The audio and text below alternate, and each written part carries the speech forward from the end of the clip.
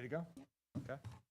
I will open this special commission meeting of the Stuart City Commission, and we will do roll call first. Mayor Collins? Here. And Commissioner Giobbe. Here. And then we'll do the Pledge of Allegiance. I pledge allegiance To the flag of the United States of America and to the republic for which it stands, one nation, under God, indivisible, with liberty and justice for all. Okay. And then I guess we really can't approve the agenda because we wouldn't have a motion and a second. So are there any comments from the public? Well, here's your opportunity. Absolutely. Just make sure you get in a green card when you're done. Yes, you're still going to need to fill out the green card.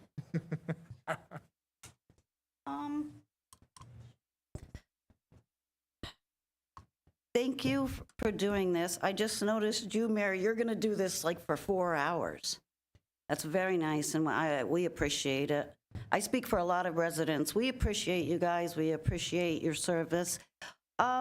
I just got to say, I watched the meeting, and I was very disturbed, last night, disturbed that Nicoletti was asking for 4, and that his name is still in the running. Like, why is he just... I think he's done a couple of things. I think it's obvious. I think there's been a lot of evidence, and nothing against Paul, but the hubris to ask for 400 when you're a bad baddie to begin with, I wish him well, and Paula, they're beautiful. But that disturbs me. And I saw Troy McDonald mulling around over at the Martin County Commission, like who knows what he's gonna get back into, and he never had to have any accountability here. And just like Nicoletti, you let these people continue in their things with no accountability. You don't think they're going to do it? Or you think, oh, they did that one thing, maybe they'll be nice now? No.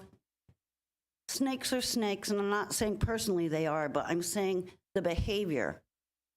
There's a rule of law.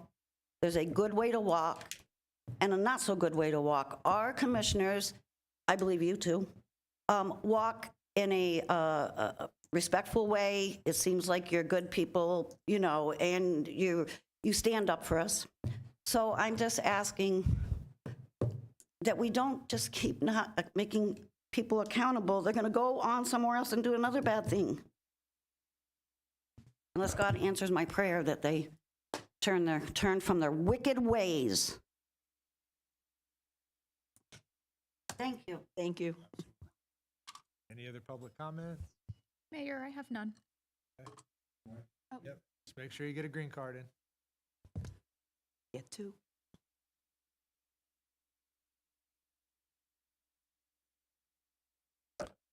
Well, good afternoon. First of all, I'd like to thank you guys for actually doing this. It's about time. The only suggestion I would make was to put it later on in the evening after people get off work so we could have more attendance. This is important that you people stand up here and state what your goals are. I think the people of the city need to be more involved in that process. That's why I would ask that it be done at a later time during the day. I'm also up here to address accountability.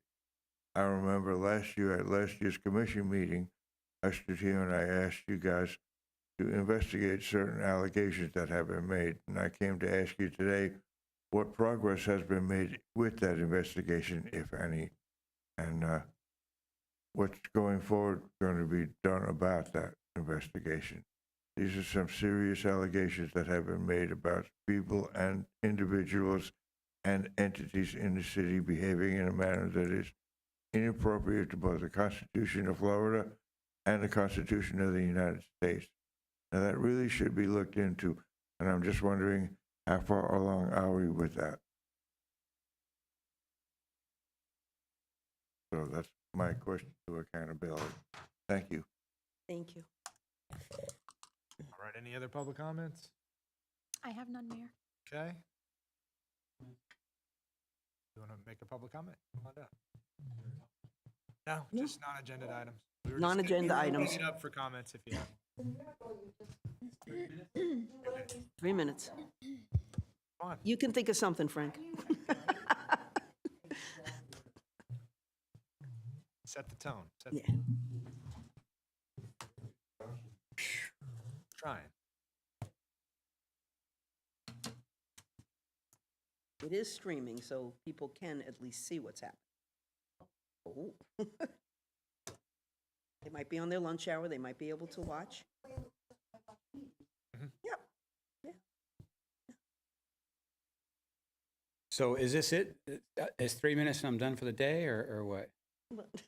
I thought there was supposed to be like meet and greet with each individual. We're going to be discussing items for Okay, policy. all right. I guess I'll skip the big one, which is the airport in general. And I'll just go right to the new training center that the firefighters are going to use at Witham Field. The burn building is like due east of me. And I went through a Campy, heard wind of me gonna raise hell about it about 4 or 5 years ago. And he said, come on, Frank, just go talk with the chief, blah, blah, blah. Anyways, after negotiating with the chief like 4 or 5 years ago, we came up with, they would only burn like 35 days out of the year, number one. And they always use the cleanest burn stuff that is available. And but since then, there's talk of opening up the burn building as a regional facility. And I would hope that we could just put a squash on that. I'm gonna try to email all the history on the airport to you guys. But to this point right now, it's gone like 5 years ago, 36% of the airport proper did not put jets in the sky. Now it's down to 32%. And what's going on is there are people that are pushing to get all non-aviation related things off the airport, which doesn't have to be done. And I would hope that the commission here would recognize that the way the runway was illegally extended, number one, and the way it turned our town into something totally different in 1998. I think the people deserve to be thrown a bone at least, and at least cap it, and still keep, 34% of the airport proper just for manufacturing and county operation. But you can tell what they're trying to do. All right, thank you. Frank, did you see you sent the email, but it didn't load. Did you see that? Okay. Because I didn't see anything of what you were saying, that's why I made notes. Any other public comments? I have none, Mayor. Seeing none, we'll get into it. So in terms of discussion and deliberation, my goal was to review with you what your policy goals were, what you'd be willing to support, what you would be vehemently against, and just basically get a sense, from the constituents that you talk to and the people that you talk to, what you think we should be focusing on this year while I'm there.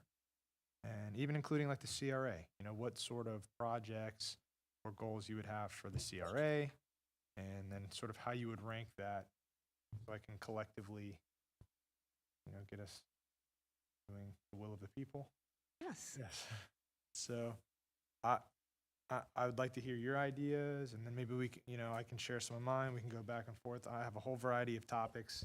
I do too. Good. So let me, if you don't mind, going for it. Yes, actually, first I want to thank the mayor. This is not, as far as I know, has not happened before. I think it's a great opportunity. We are trying to really engage the community in being more involved. I know it's difficult during the middle of the day, but, our times are limited too. So we try the best we can, and I think that the word will get out, and more people might arrange to attend when we do these things. So I want to thank the mayor for starting this. I think it's great. I think it's great for the people to know where we come from. Okay, so my first thing on the agenda was the best way to utilize that half-cent sales tax. Locate and purchase properties to secure green space, things that would, be for the people who live here. I want to identify properties that be designated as historical sites and then proceed with the process, creating a limit on what could be developed out of those historic properties. Under development issues, and it came up last night, but it's always been on my agenda. Even before I was a commissioner, I would constantly be at meetings saying, where did you get that traffic flow report? What month of the year did they do it? What time of the day? You know, so traffic flow reports to me should be conducted within the year of application, not utilizing ones that are 2 and 3 years old. And even with that, you know, they should be done during peak traffic seasons. We are a seasonal town, so there is a point between the middle of December to April where we have maximum. So for clarification, it would be sort of a policy that would seek to have a time frame on the relevance of the data. So within the development department, we would be seeking traffic studies that are within a certain time frame to make sure that they're incorporating the latest data and development. Right. 6 months, a year, or something. Right. Some I think it should be. I don't know what the current. Right. I mean, last night I think they reported one that was done in 2023. Right. Even at that, but I think that it should be our process that those applications come in and then they proceed with getting a traffic report. Because at that point, you know, there's the process of submitting for permits and all that. You have time to do the traffic report. Of course, it depends on time of year, but I feel they should be done from like January into April. They certainly should be done when school is in session. I understand seasonally too. Yeah, and I think that they should also be done at peak times, not like, you know, 7 or 8 o'clock at night when there's very little traffic. So they really, to me, they should reflect what the traffic is during the height of a day, because that's when people will be out and about, going to school, going to work, coming home, and that's how traffic is affected. So that, for me, is an issue. It has been for a long time. I'd really like to see that, and something that we would enforce.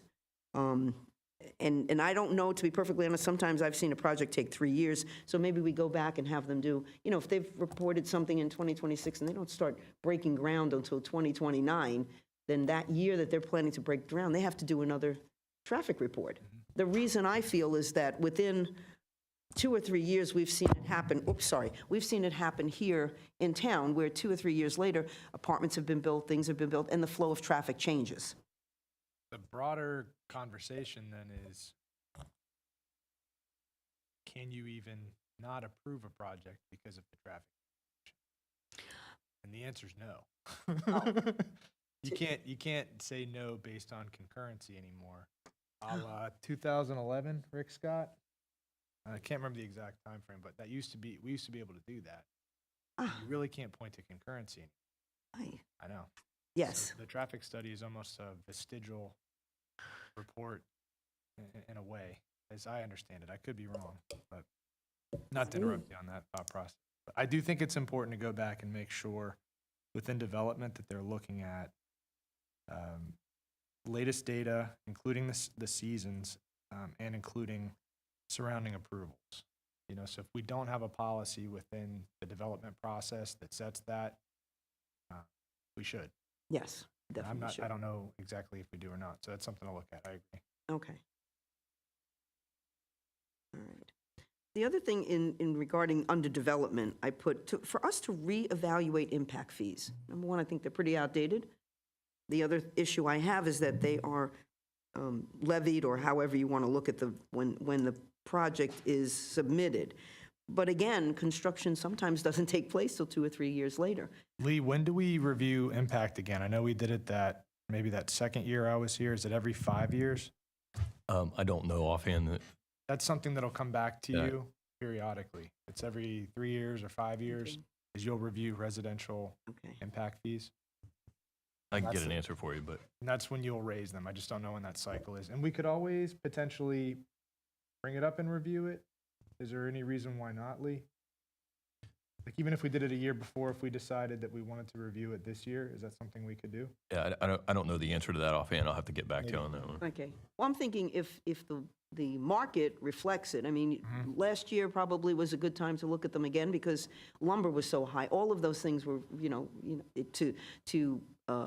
might be adjust- nice to review and see if we can bring it up again. Right. Go through it, Okay. yeah. And the other thing is that the timing, to assess that impact fee when they're starting to do construction, because I'm assuming it would be based on, I actually don't know how the impact fee works. It's not a set fee, it's based on other things within the development project. There's a lot of ingredients to Right, it. a lot of ingredients. So that would be the time as you're coming up. When you're we gonna break review it, ground. that would be when you Okay, can. so that would be great. Mhm. Okay. All right, fine, and this is just, I have in my heart for homeless women and children, which does exist here, and finding a way to assist that, not via grants, because via a grant then controls, we'd have to take everyone from out of state and say, really to provide for our local population. That would be my wish, I should say. I understand that the Salvation Army, and I haven't bothered to reach out to them, but I do understand that they have a project that they want to develop. They have property, and they want to develop, I guess, sections. And they are talking about having a facility for homeless women with children. And it would be based on a scale, I think, of rent. Like I said, I haven't really met with the people. I've just know people who know them. It would also be training for them so that they can then not be locked in this cycle of being homeless and dependent, and providing, childcare, school. Sometimes these children, they go to school and other kids know they're homeless. And it's brutal. I mean, bullying takes place no matter what, but this is even over and above. So I'd like to know if there's something we could do as a city.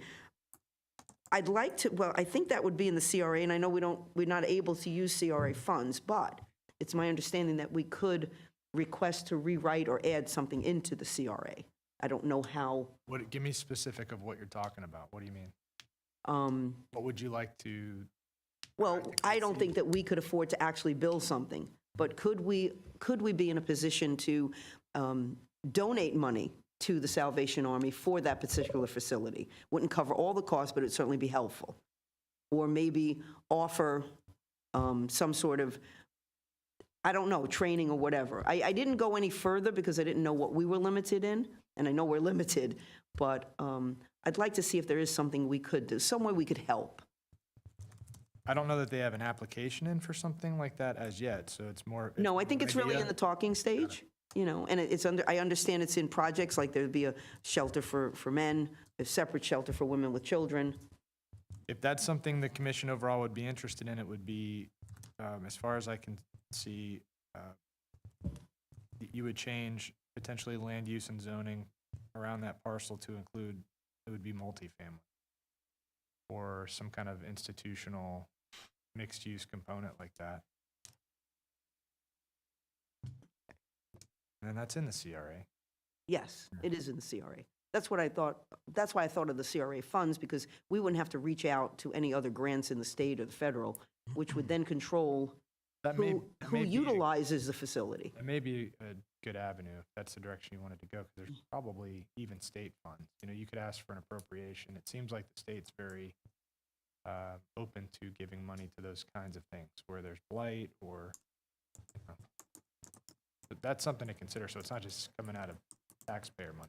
Right, but then wouldn't the state control, like anyone from the state could use that facility? I'm trying to do it for the local people who live here. No. It could be. I don't know for sure. There's always different. Right, we'd terms have for to look different into types it. of It's a good grants. thing to check out. Mhm. Dollars, okay. But along your thinking, I would be more supportive of that than having the city obviously try to open something up and manage that. Oh, no, I It'd be a don't think we nightmare. have the ability to do that. But I'm not adverse to helping someone like the Salvation Army to get that done. Mhm. So, Yep. the next is, and I had asked this, and it never really came back to me that we were going to do it or not, but, and I don't think we have any developments, but should there be a development that comes in for the 40% affordable housing? Laura, the agreement? Yeah. Lee, you Do got do anything we on have that? one that we would be notified? Yeah, you and I have discussed it in the past, and you have asked for certain things to be involved in it, and I remember meeting with you and discussing that. Yes. And we have a potential applicant, the apartments behind the car dealerships. We're not at the stage or at the position where we have to have a lawyer agreement. They're still working out pre-application type stuff. but that will probably be our first live local and LURA agreement. I have a working draft that I pulled up when you and I met. Yes. And so I was in a meeting on Friday with other city attorneys in Orlando, and it came up. And I had a friend of mine on the West Coast who had to do some LURA agreements already. And he sent me a draft in particular for certain reasons, things that he put into it. I've asked for other cities for their LURA agreements. So I'm, again, this is brand new. City attorneys around the state are learning as we go through this. And in fact, even reaching out to the county attorney, she had her first one that she's doing now. So this is uncharted territory. Uncharted territory. And hindsight's always going to be 2020, but we're trying to anticipate everything we can because some of the stuff is going to be decades down the road that our successors are going to have to deal with. So we want to make sure we've got an agreement in place that will help them enforce our intentions. Right, you know, and I know going you and I forward. spoke about it. So- and I just didn't want to have a misstep. And I just wanted to make sure that. But we- again, And is it project oriented? it's not like having a mandate or a ruling within our development department. The agreement is signed per project? Is that, I may have missed that when we were talking. it's just as if it came before the board and there was a development order like a CPUD. I mean, Oh, it's going to be okay. drafted just like a development order, except it has to be done administratively. But your LURA is going to be consistent across development, not one-off for each one. There's going to be variations, I think, and I'll be honest, I'm still doing this 10 years from now, there's probably going to be a lot of stuff I've learned that's going to be added to the other agreements. Right. Wish I had that in there. The ability to update it as we Right. go along, as we learn. Right. Especially as far as reporting and so forth. That's what I'm trying to capture in the current draft of the agreement. And But again, this mechanisms- is done mechanisms for administratively. recourse if it's not met. What's that? Mechanism for some Correct. kind of recourse. I mean, again, it's just like a development order. When you see our development, we had 2 last night in first readings, and, there are conditions and there are, if there's a breach of a condition, what's the ramification? That's all in those development orders we had before the board last night. And likewise, it'll be a similar, it's just done administratively. So because it's tied to the particular project and PUD, that's really something that just comes up in that presentation for that PUD for approval, but it's a live local, potentially administrative project. So is it something that we ever really see or have feedback? No, right? No, No. Right. And that was what that's the whole point of the I'd like to bypass. know that it is coming down the pike. The commissioners should be advised, this So are is an general application. terms of a LURA appropriate before you get to that specific project to bring forward to us, or that needs to be something that's done entirely outside of Yeah, I think it's purely done administrative? administratively, right?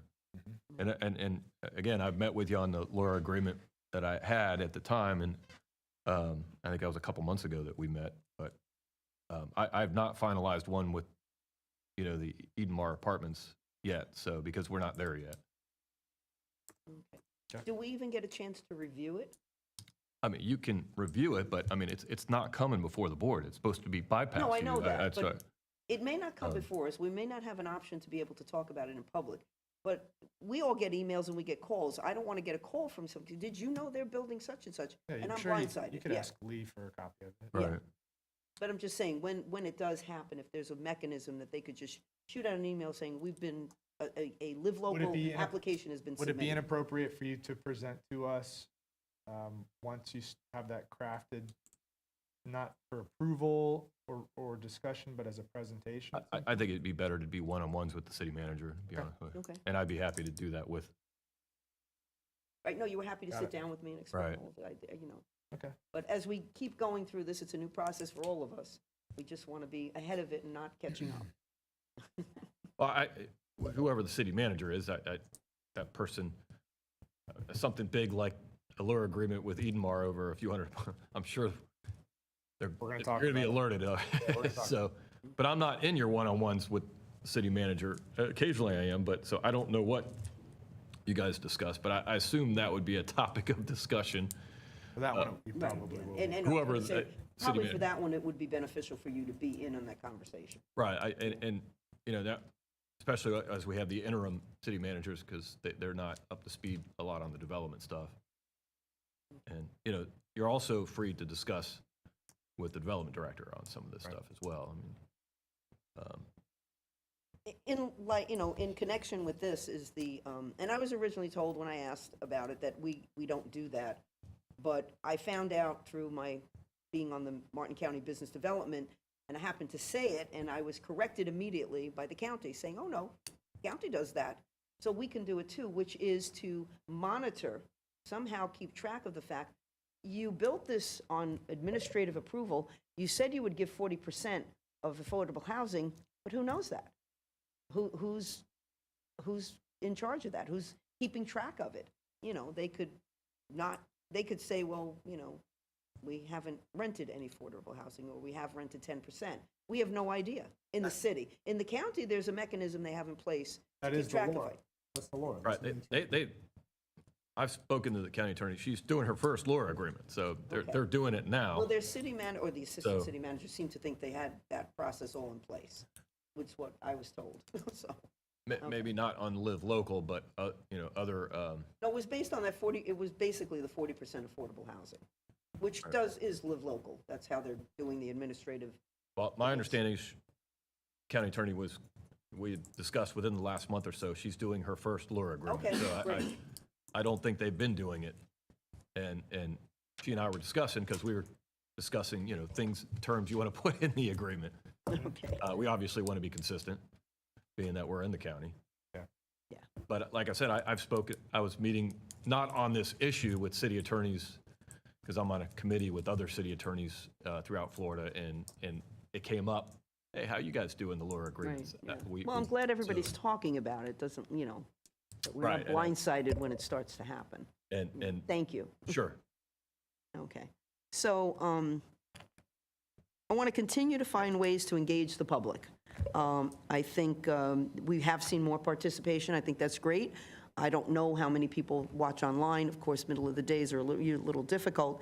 But I think last night when we discussed doing that net and, you know, putting that up there, I think that'll just have people realize who that person is. I mean, I know the guy who picks up my garbage.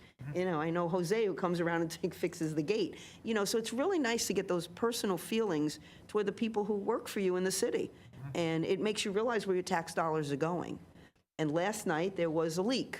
And our engineering and utilities team was up till 4 in the morning fixing it, along with our interim manager. So, I mean, those are the things that people really don't see. We see them internally, but I think it's nice for people to realize how our city does work. And so I think that's great. And I'd like to continue more of that, is reaching out to the public. Just as an issue today, I've gotten calls from people that, and this is in regards to the road closing for boats, the boat show. And so what has happened is people are, because of traffic, are blocking people being able to exit their apartments or homes or main roadways onto one. Okay? So maybe maybe if we speak to the chief, there's something that he could do, like in the rush hour mornings, toward the night, the late evenings or late afternoons when people are leaving work, and then when schools and whatnot. In those times, have police presence so that they can't be road blockage. You can't block a passage for someone to try and get onto one. You know, so maybe there's something we can do. And I mean, we're in the height of the boat show now, but maybe we should really look at that a little better next year. Okay. Yeah. And that's all I That's all have. your things? That's my things. I'll go through mine. So, items I was interested in talking about, from talking to people. One would be referendum items. So, would you be against, would you be supportive of having that 2 acres north of the bridge be put into conservation? Yes, this is the one by, over the bridge, right on the corner. Yeah, that Right. current 2 acres. Right. And we've talked about this, and I thought that we I believe There we're on was that, some, there we're on was that some, path. yeah, but- there's some back and forth about the should. The agreement reads that it should. I guess how you ever take that legally, but it doesn't seem to be mandated that we have to. The, That's the whole issue, I I'm think. happy to interject on this. So we have to amend the interlocal agreement with the county, which there was an interlocal agreement that we would set aside these 2 acres and develop it commercially to help pay for the rest of the conservation area. And we have that interlocal agreement that requires us to do that in order to fund it. Now, since then, we've not had any projects that have been approved by the board in 10 years plus. There's been no projects proposed that's been satisfactory to the board. And there might be a cost associated with certain commercial activities, because my understanding that I spend close to $1 million just on prepping a Parking. turning lane Yeah. off of US 1, which has been prohibited from people wanting to develop it. And then the limited ones that have proposed were not acceptable, I guess, to the board, or, I wasn't here, but that's my understanding. yes. But we need to amend that. And so I did some proposed amendments to the interlocal agreement, and I sent it to the county attorney last week. Nice. Okay. And she was going to speak with administrative staff on it and get back to me. But we would have to have both boards approve the interlocal Amendment. agreement and amendment. And my proposal was that we just take that portion out, and the 2 acres is just combined with the rest. The city still has a requirement to fund the maintenance of the entire conservation area, which we've been doing with general funds. And I confirmed with Joe Lee that we've been doing it for 10-plus years anyway, and it's not been a significant cost. And it doesn't appear after 10 years that anyone is going to step up, purchase that property, invest $1 million to put in a turn lane. Right. So we Infill. might as well utilize it as part of our secured area, recreation area. I mean, it doesn't make any sense to have it just sit there. And when it came up before you and Sean came on, there was the desire to put apartments there. And that entire North River Shores community was not happy about that. So I know from the residents over there, having that just stay, part of Caney Creek overall would be preferable. Other referendum item would be sailfish ball fields. So there's going to be, assuming Brightline comes, and maybe even if it doesn't, a lot of pressure, I think, over time, or it could be quickly, to have sailfish ball fields be developed and become either transit-oriented type development, or if there's no Brightline, that's a lot of land right there that could be developed into something. I don't think it's going to happen tomorrow, but something I would like to see as a legacy for my time here is that sailfish ball fields basically would have to go to referendum, and voters would have to decide if that could be developed. I fear that if there was a change in the tone of the commission, that very well could happen very quickly, and we could have that park space and that public space be lost for, Considering the historic parts of East Stewart, I'm wondering if there a way that we could somehow secure that ballpark as a historic piece of property. have the park be historic. I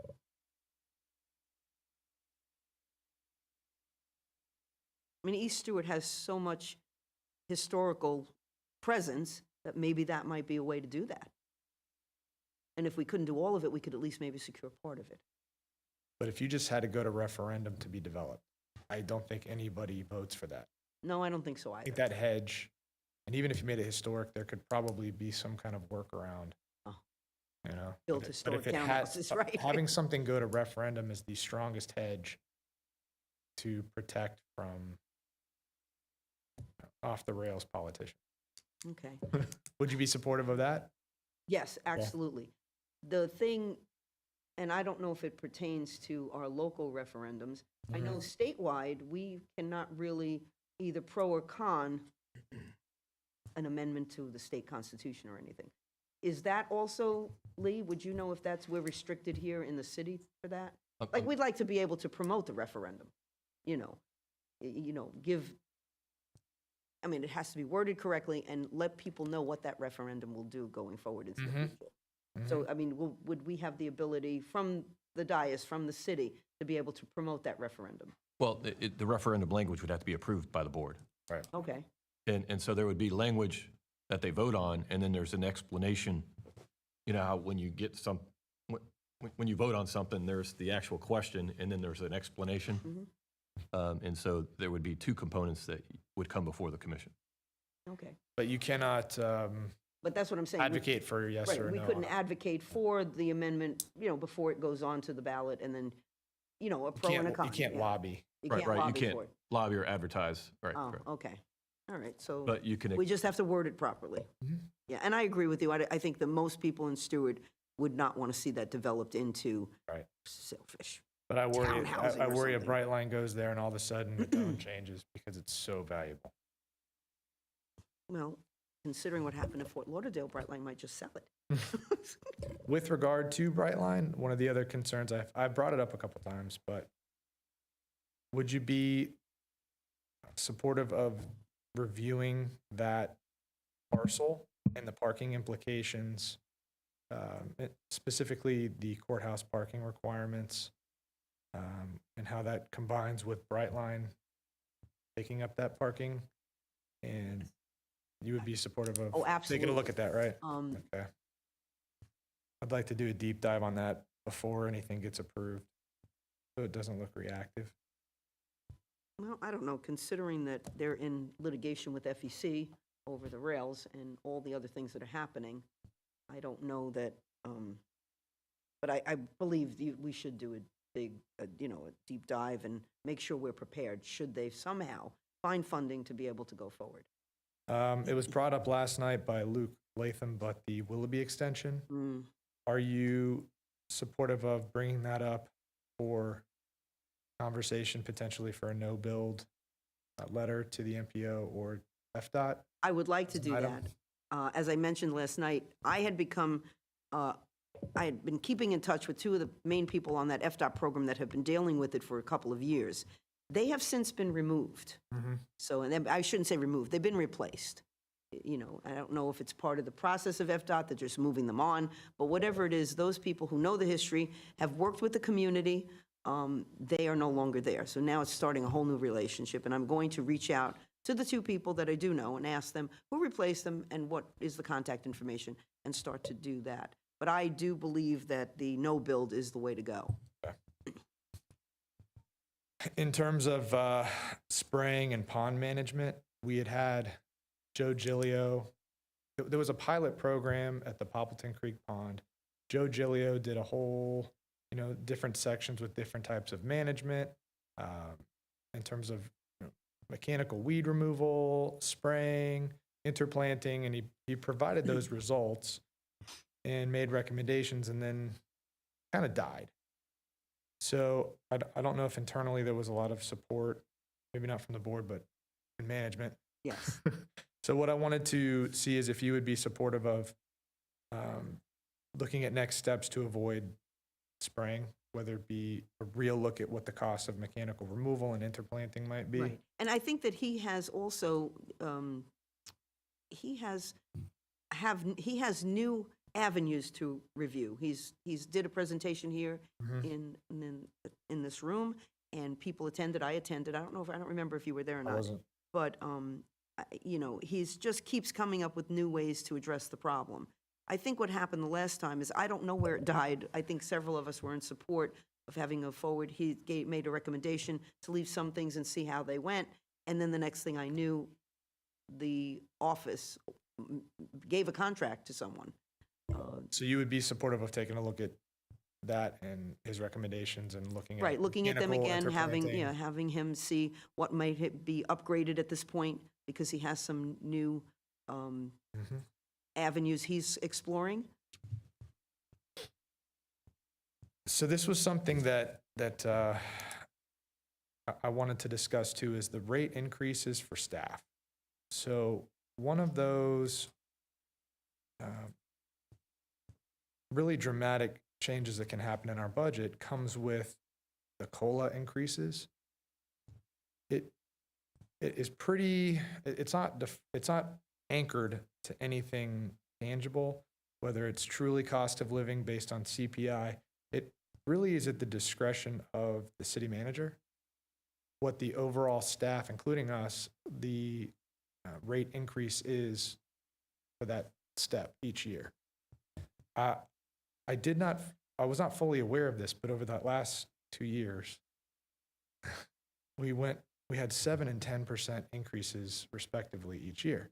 So I think something that we should consider, and you can tell me if you agree, is that really comes forward with transparency in a public hearing as a separate agenda item that we can review and make sure that it's anchored to some rational reason, beyond what just the, and again, I trust staff, I trust managers, but I think it's something for fiscal oversight and then for public review, so people are aware that the city has a clear presentation on and then ultimately votes to approve on its own. Because it is again, it's how we talked about the manager rates last night. That is how you go from 225 to 285. When you get 7% and then you get 10% the next year. So if there is a rational reason to do that, and there may be, having that clearly presented to us and to the public, and why. That's not something, to my awareness, that has happened in the past. And for fiscal oversight, I do think that that's a really big deal, and it can't just be, in the back, at the discretion of the manager. Is my opinion. How do you feel? Well, two things. Number one, I've never been in a municipality. I've never been in that pay system. That's number one. I've lived in the corporate world where it's based on merit, it's based on an annual review. Now, this particular increase is over and above an annual review and a raise? I mean, I'm kind of confused. So what happens is the manager will look at cost of living, and maybe it's 3%, 4%, 5%. Each year, if it's possible, if you're, there's been times where there's been no percent, increase. But as it's appropriate and based on what's happening in the economy, you will see each year an increase with staff. Across the board. So it's just across the board. And I'm not saying that we need to anchor it to a particular thing. It doesn't need, because CPI could be 9%. Maybe that's not appropriate because it's so high. And but if that's going to happen, I do think there should be more transparency. We should be discussing it. There should be a rationale for why. And ultimately, I think the commission should be approving that as an individual item, since it does have such a broad impact across staff, in the budget. Yes. Yeah, I think So it there's a certainly should clear- be transparent. I think everyone should be aware. I was not aware of that. I know. Yeah, I was not aware. In fact, I did make mention when we were doing the millage rate. I can't speak for the other commissioners, but I wanted to forego any raise that might be standard within the system, because I personally don't feel that you can sit and cut budgets and do those things and then take a raise for yourself. I mean, that to me is just not acceptable. So I did make a mention to Mike personally and said to him, if I didn't know if there was anywhere where it's just an automatic or whatever, that I did not want it. I can't speak for the other commissioners, but I personally would forego that. To me, that's not. So you would be supportive of bringing that up and potentially having that be each budget cycle and agenda item Yes. that's, unique. Okay, so To include in the budget. yeah, as a separate item, if there's going to be a rate increase, presentation on it and a separate vote versus just the city manager doing that at their discretion. So how do you feel about backyard hens? This is the contentious item, but I wanted to talk to everybody about it. Okay, so I'm a little prejudiced. My sister-in-law has chickens, and I love those eggs. Of course, she has like 2 acres of land. I think a lot of it, if you're in if your next door neighbor is, I don't know what the footage would be, but I think there needs to be some criteria as to what amount of property you have to have, a chicken coop. There was a previous ordinance that was all set up, and it laid out having it in single-family home designation. I don't remember the exact number, but it would be 4 hens or 5 hens or something like this, and that the run had to be so many feet off the fence. It was all organized and laid out. What do you think? Is it something you'd be against? Are you for? If you're I'm for it for it in in limited what? ways, because Okay. honestly, and I had a home up in Connecticut, I miss my garden, I miss having fresh vegetables and all of that. So I think that in this day and age where there's so many chemicals in everything we eat, and I don't know, you must have had, I mean, I have them when I go home, fresh eggs. I mean, there's a difference. You don't even need to refrigerate them. I mean, they just sit on the counter for a week or two, if they last that long. So I think for a homeowner to have the ability to have space to have chickens, have, grow their own gardens, grow their own food, I think that that is important. So again, within limitations of where they are in relation to their neighbors, you know. The other thing you have to be very careful of when you get chickens is you could wind up with a rooster in the group, which then becomes a different issue for your neighbors, I because believe they're that ordinance noisy. included no roosters. Yes, yeah. But, you know, my sister-in-law has bought them, you get them actually as chicks in the mail from FedEx, Yes. you know, and you really don't know that you have a rooster till a little bit later. And so you then have to try to get, well, she has enough land, it doesn't matter, but I wouldn't want to be living next to a rooster. So that would be important to have that in there, that no roosters. They make noise early in the morning. Got it. In terms of next item would be half-cent sales tax priorities. I'm with you in terms of acquiring land, particularly. So I don't know if you've had a chance to talk to Ruth about the Florida statutes relative to how we can spend the money. I have not. You should. Okay. And she should probably do a presentation for all of us. Oh, that would be great. Because there were a lot of different ideas, including stormwater drainage, things were being thrown around that aren't actually appropriate per Florida statute. But from my recollection, Lee, do you remember off the top of your head? No, but she Yeah. had given me the printout. I'll try to summarize it as I remember. It's like, more lenient for us than the county. The county's more restricted on what can be used. Yes, I remember that. We had a little more leeway than the county did. it was, acquiring land for the purpose of conservation, recreation. You could also use it towards environmental type projects, which is what Ruth was really interested in, relative to water quality, and these kinds of things. But I was going to say I'm very much with you specifically with acquiring land for the purpose of green space and parks, because I feel like over time, there's going to be so much demand for land to be able to have carved out pocket parks like we do now, Yes. where there's any opportunity. Yeah, so, doing more of that. so the first part is to investigate where those properties are.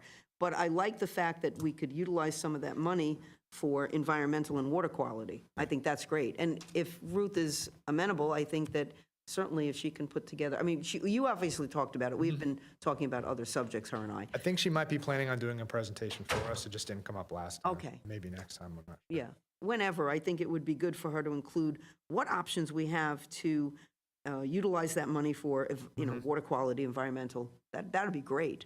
My other interest for that along those lines was that Baker Creek, Haney Creek trailhead that had been discussed. Tim Volkers, who was the utilities head a few years ago, I remember the name. Yeah. he created all of the layout for. Have you ever been over to Kiplinger Park? No. It's like a natural trail. Right. It's very passive. I've read about it, I've seen Very- pictures, but I've not been there. Very little management. There's a few boardwalks, but it's basically a trail through this at the base of Veterans Memorial Bridge. But something to this effect, where there is a parking lot there, there's a trailhead, but it makes it accessible for families, the ability to take the kids and walk passively through trail and boardwalk where it gets a little wet, and then come loop back, kind of a thing. Yeah. Would be a goal of mine. And I would be in favor of that. Okay. That's a great idea for, utilizing property. It I just beats came another back. I- Fast food or a. I got already the grabbed it? I got the language. There he is. Okay. Fantastic. Thank you. What do you got, Lee? Municipalities may only spend their share of the surtax revenues to finance, plan, and construct infrastructure and to acquire land for public recreation, Yeah. conservation or protection of natural resources Yeah. in accordance with Section 212.055 of Florida statutes. So some of those discussions around investing millions into stormwater, it's a great idea, but it's not appropriate for the statute. We don't have enough, even with the half, there's not enough. There's to- not a ton to of- a fix ton of the money. whole stormwater problem, so. But having conservation land for recreation is very consistent, with that statute. So I'm glad you're supportive of that. Thank you, Lee. Yep. If you have a chance, can I just have a copy of that? Sure. Thanks. Or is it on the website, or no? I don't, Ms. Holmes gave me a copy of this, so, Oh, so okay. we have something? All right. Oh, I can make a thank you. copy of what I have. Okay. So, Yeah, I haven't attended Sean's class yet on how to navigate the website, so, you're not allowed to. Sean Reed, yeah, the town hall, yeah, I know. can't be there. I know, I heard, and I'm like, I really need instruction. So future city hall site, so the Wells Fargo site. What have you thought about? Do you know the history of the site and what they were planning on doing? A little bit, not much. I can't say that I'm very informed on that. It had, from my understanding, a few different proposals of wildly different scale and density of thing. The most intensive included a parking garage and like wrapping around apartments and things all around Wells Fargo, 4-story max. It sort of augmented into 4-story apartments, but less dense. For each one of the commissioners getting, different pet project components of it. And right now, as it sits, you have Wells, a parking lot, and then that green space. I was curious what your thoughts were for that space. If it does become apartments or something similar to this, we would already be locked in because we had, what is the technical Lee has left the wording? room. Lee's gone. We put out, I believe it's an RFP relative to that apartment project in the past, which was responded to, and all of those plans came in. From my understanding, if we did something other than that, we wouldn't be bound to that direction. Okay, we're not locked into that. Right. I But if we I've were never going to build envisioned apartments, there. we would have to do, No, what was recommended. I don't really envision apartments there. I What do you know see? What do you think? this building has a lot of structural problems, but we are a small town, we are a small city. Mm-hmm. So I don't even like the look of the Wells Fargo building, but we're not in a position to rebuild a building. So the best that we could work and make it aesthetically appealing, I would be in favor of looking at that. Apartments, no, I have no, and I don't know why they would give commissioners little pet projects within that. Yeah, that to me is, Because he wanted the RFP, so he was trying to make everybody happy. no. How would you feel about preserving that green space that is there currently as park?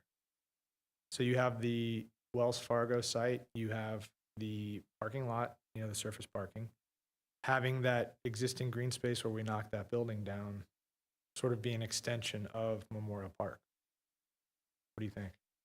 Obviously developed with, I don't know, gazebos or woodwork or something. Right, where employees could planting. also benefit from going outside, sitting there under the gazebo, having lunch or whatever.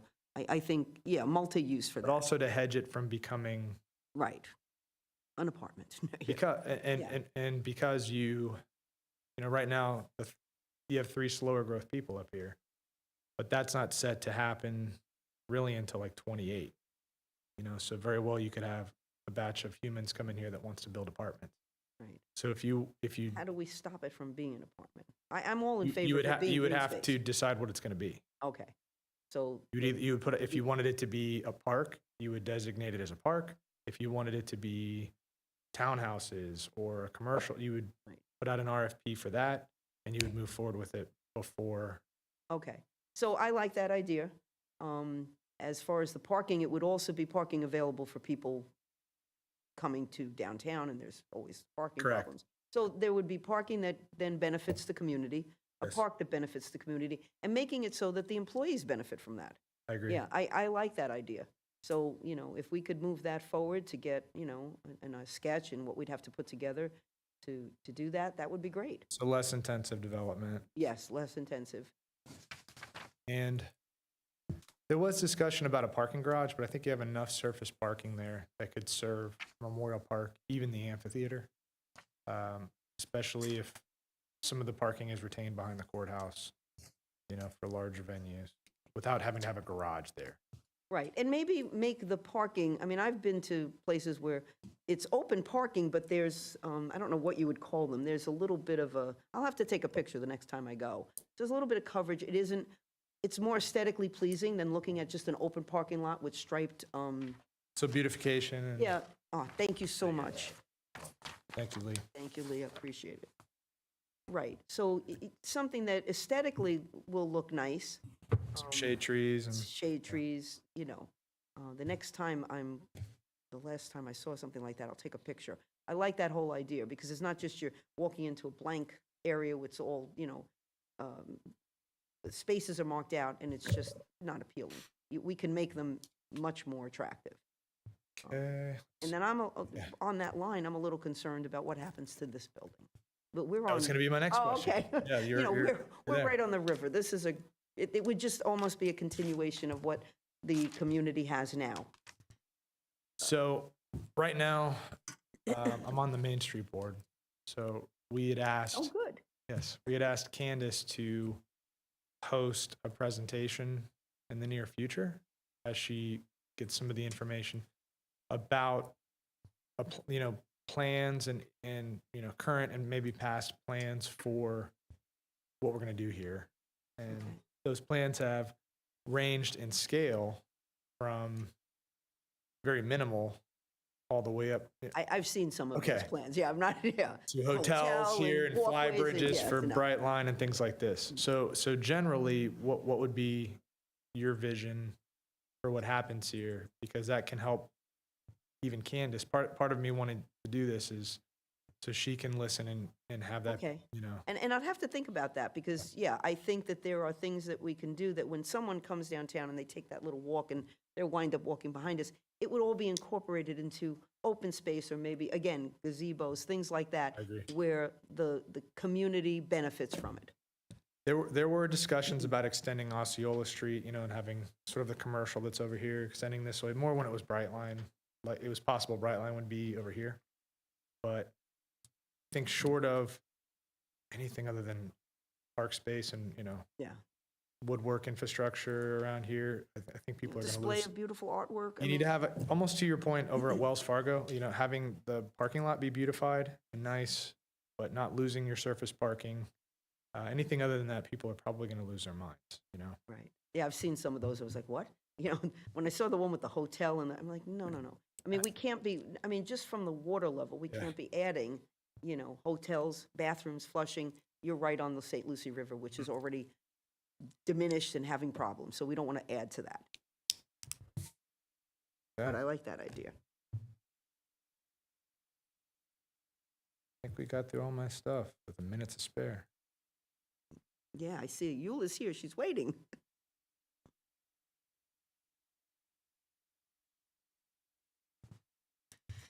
All right. Well, once again, I want to thank everybody for coming, and I want to thank the mayor for Thank you for, doing this. yeah. And thank you, Lee. Thank you, Suzanne. Much appreciated. Procedurally, should I close the meeting and open a new one, or? Okay, so we'll take a 5-minute recess here, or 2-minute recess.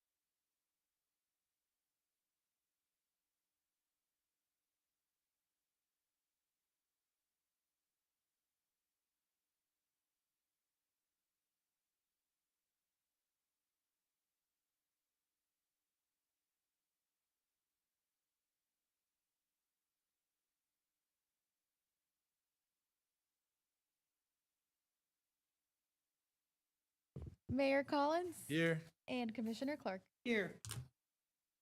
And let's see here. Are there any comments from the public?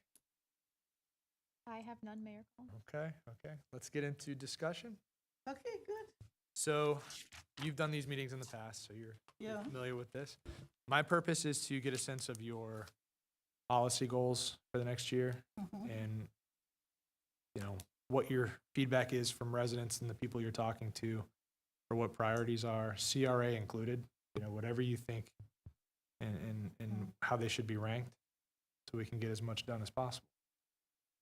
So if you want to lead off, if you've got a list. I'm going to go through mine too, absolutely. You want me to go first? Yeah, Fantastic. Okay, easy peasy. So, see where we. yeah, we'll see where we agree and disagree. And even in detail, if you like the idea of a thing, but under what conditions, I would love to get context from you in advance to try to help be efficient.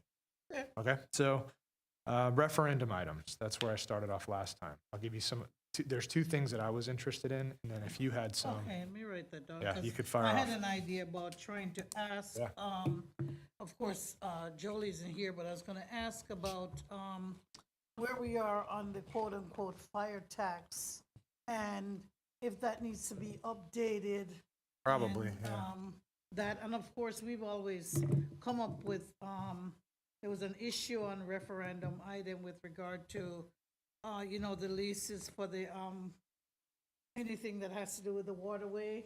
And, there was some questions, but that's something that, okay, so go on with your referendum items. Yeah. No, it's What do you good. think might, I hope to jar more of these things out of you. That was Okay. good. Okay. So. There was something that came up. I'm coming from somewhere else. I left all my stuff somewhere else. I Yeah, wrote down some It's things. okay. But, You've been doing this long enough that I think if I start talking, you'll have a list. okay, go I'm on. not worried that you need a list here. Okay. So, my two items were the 2 acres north of the bridge. Okay. I want to see that in conservation.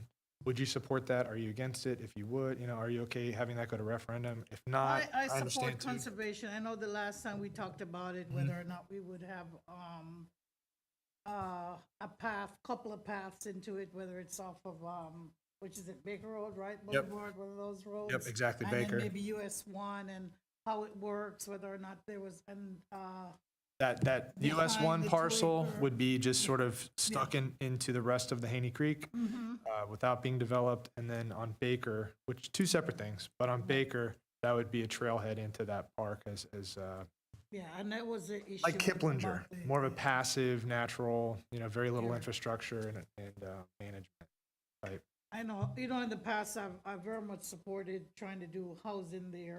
I know. Some housing there. If there's a consensus as to include it in the park, I'm not against it in terms of the ingress and egress and how developed it becomes in terms of, people, whatever people are gonna do there. Off of as Baker? As an activity, Yes. yeah. Gotcha. So either it's gonna be very, very,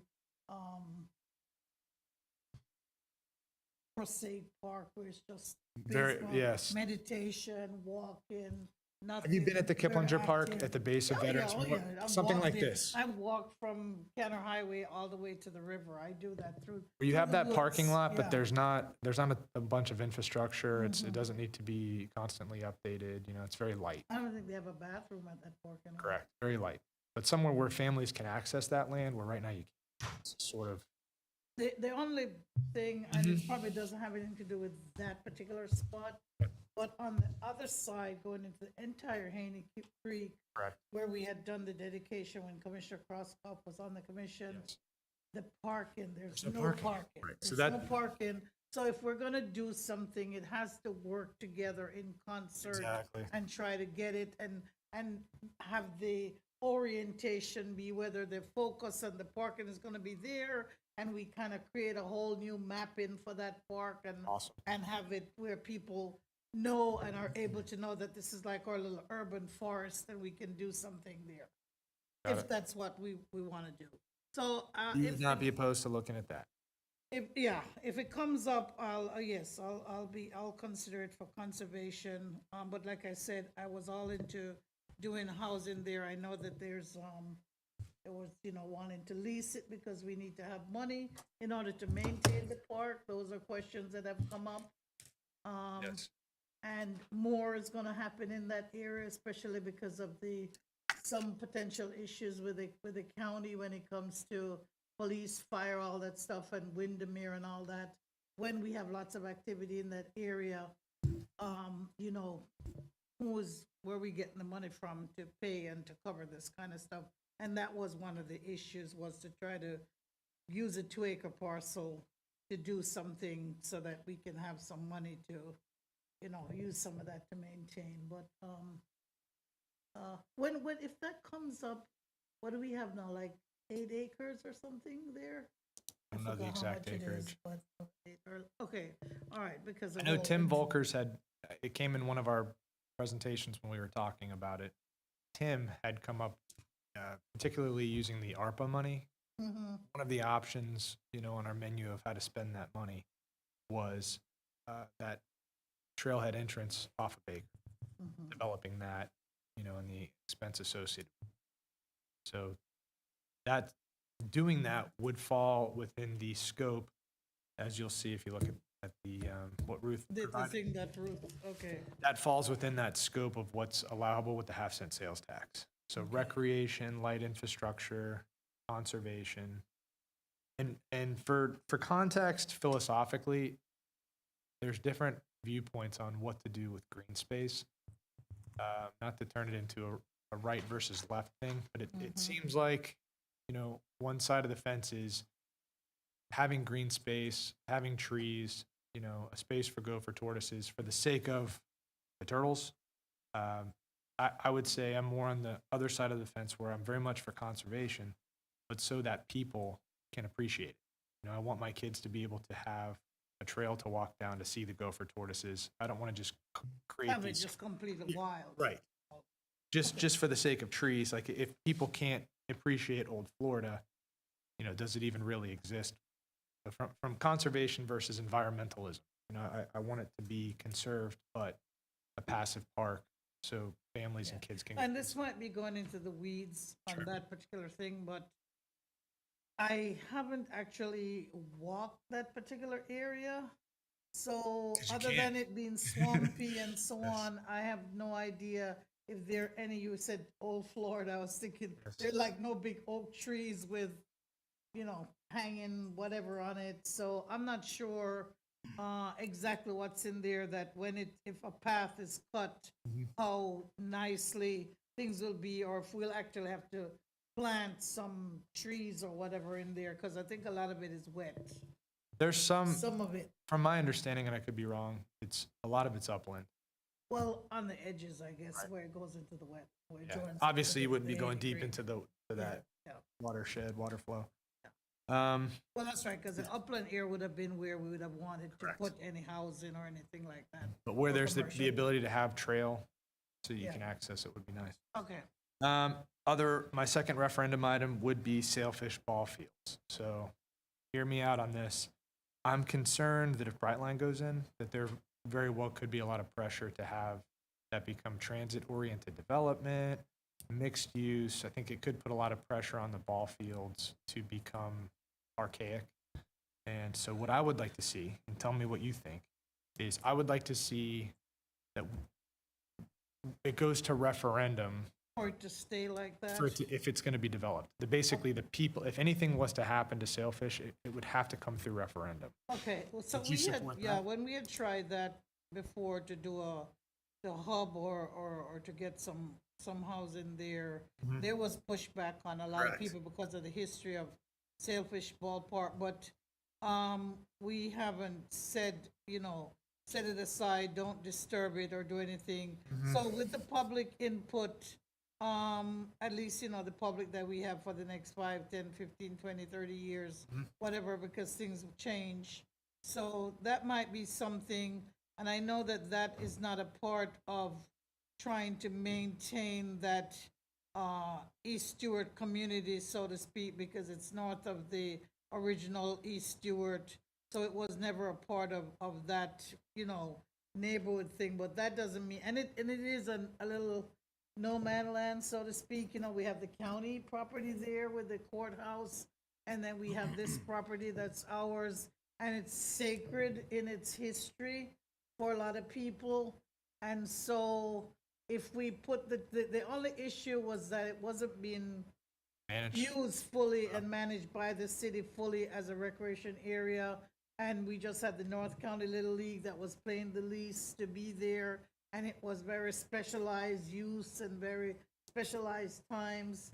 So if it's gonna be a recreation area or some fit of whatever is there, then it needs to be done that way. And if we do put it out for referendum, we'd have to very much specify what we wanted, so that we kind of limit it to a certain plethora of things, but not over limited either, so that you can still be able, if you had to rebuild something or build a better bunkhouse for the ball fields, or build better bathroom, or do something, whatever is there, that it won't be so limited that you end up, because you have to stick with these, things. So I think that it would be That's a good point. something that if that's what's gonna be there, we would need to make sure that we have the potential to upgrade it, so to speak, without feeling like we're not being true to keeping the terms of whatever the referendum was, or the spirit of maintaining this quote-unquote historic ball field, so to speak. Yeah, my thought would be that it is maintained as a park. Yeah, It yeah, stays yeah. park, not be Yeah. developed. So you would be supportive of that? You wouldn't, would you be against having that be a referendum item with those details, something around that? Or, I'd like to see the language on that, and definitely I'd like to hear what people have to say, and especially what people, if we had even, in the spirit of transparency, without just sticking some up for a referendum, if we had discussions with people, we said that we were gonna be listening to people and talking. So if we had some listening stations and had some time where people, then if it's the will of the community, I definitely will be working with that. So but I know from the last time when we tried to do something, and it was very, very controversial, but at the same time, people wanted to have some affordable housing on the only properties we can do that on, if we can control, is city property. And people had talked about the other side where the city garage is. And then there are people who are saying, we're opposed to doing certain things on Martin Luther King or across from East Stuart. So there's room to have some discussion, but definitely I would you would entertain support it? taking something to the public and see what they have to say. All right. One of the concerns I had also along the same lines with Brightline is the parking implications of, the courthouse needs so many spots. If Brightline were to take up that entire parking lot, I have concerns of what that would do, where staff is now pushed out onto on-street in light of like the Elizabeth getting approved, a fair percentage of its parking is on-street in that PUD.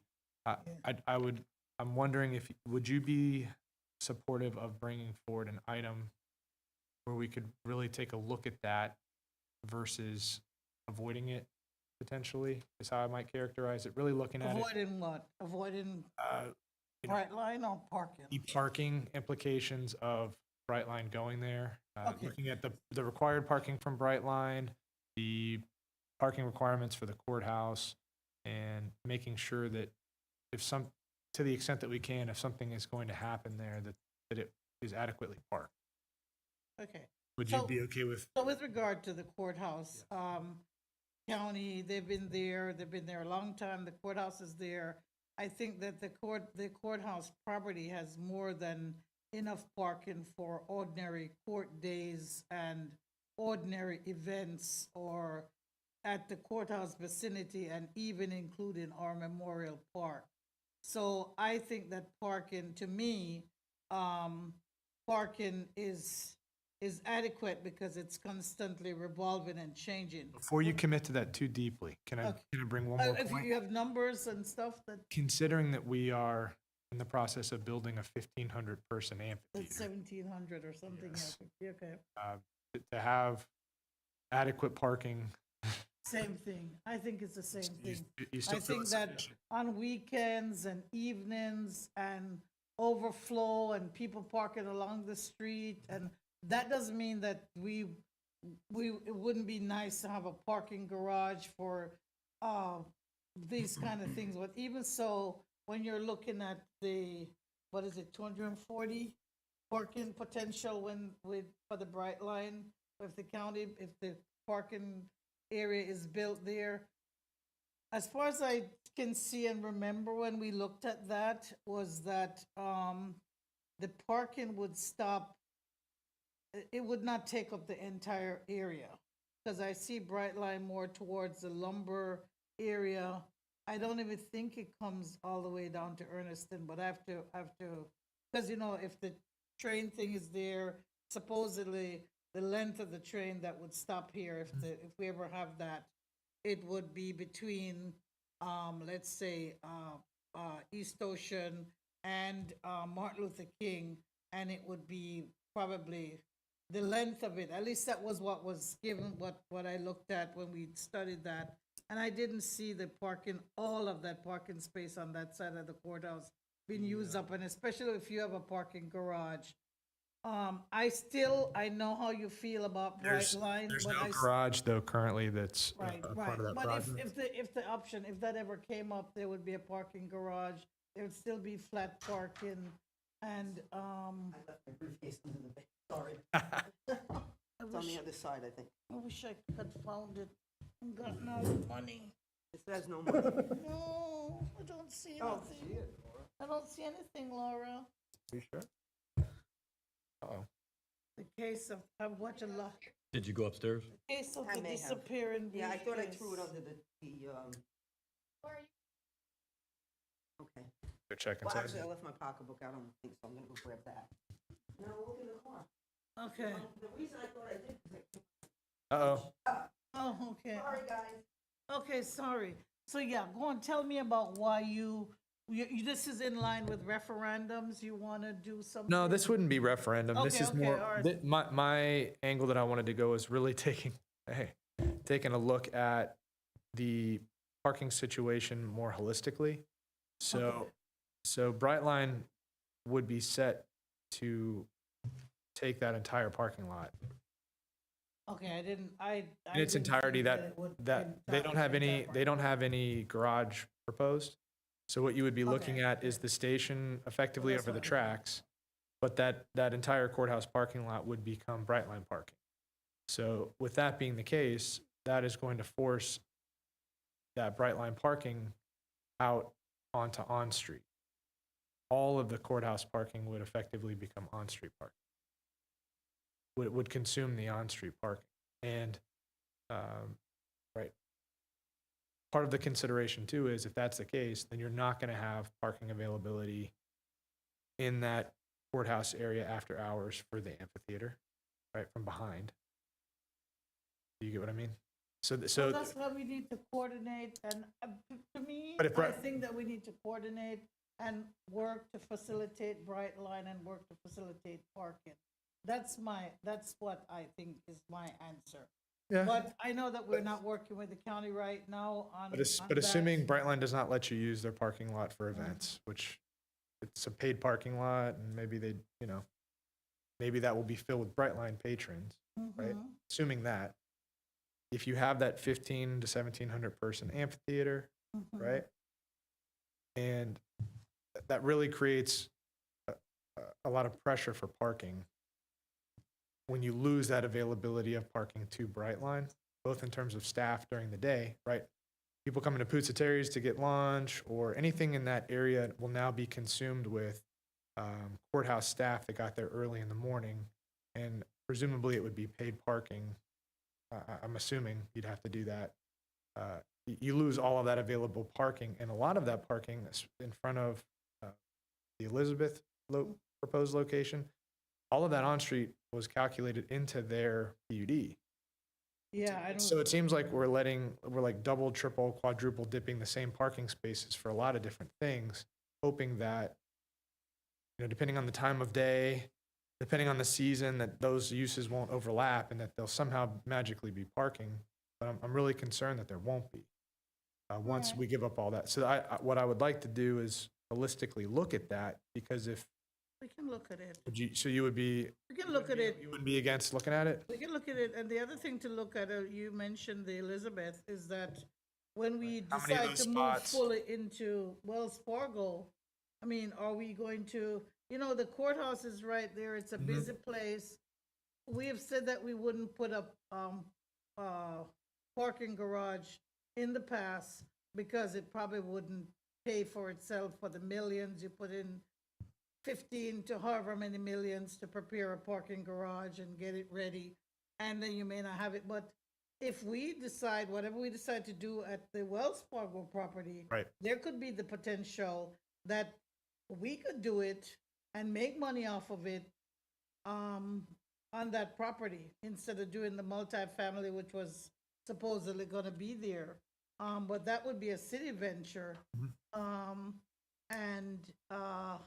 That would be something to think about. So yeah, in the whole context of things, in that little area, knowing that City Hall is gonna be there, knowing that across the street is gonna be the amphitheater. And I think the numbers that we put out that says the amphitheater can accommodate, just because the concrete wasn't there in that fashion and the, what do you call that thing?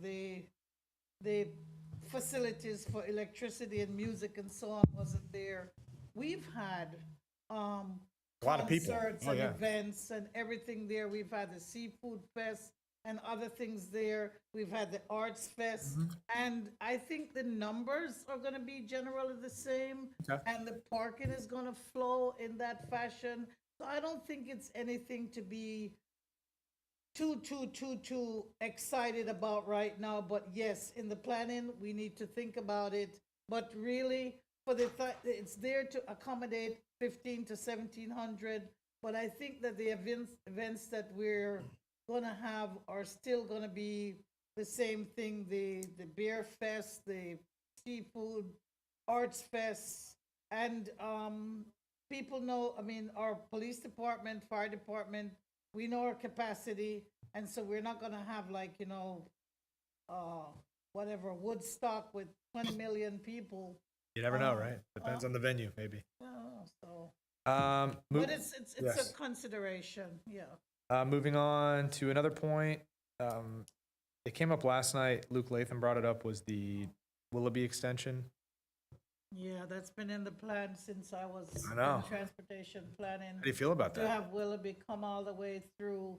It is a tight area, especially coming through the, from Willoughby up through the, where the housing is there now, just north of Willoughby Boulevard, and then coming up along the side. But that path has been there to supposedly go into State Road 5, and we'd taken the money off of it and kind of stopped that process. We're putting in money, impact fee money with the county to do that. I know that they don't want to see a lot of traffic coming past them, but that corridor needs to be considered and looked into. So if we want to look at that corridor, and we can discuss it with them, talk to the MPO again and see how much we need to do. Because the half of that corridor on the north side of Central Parkway probably won't get, other than what's there now, it won't get developed. Let me see what's there. We have the park. Our park is It's well park. defined. It's green space. Yeah. Yeah, yeah, The liquor store. yeah. Okay, so pond management. This was another one. They had done Joe Giglio did the trial program with the ponds to avoid Oh, spraying. yes.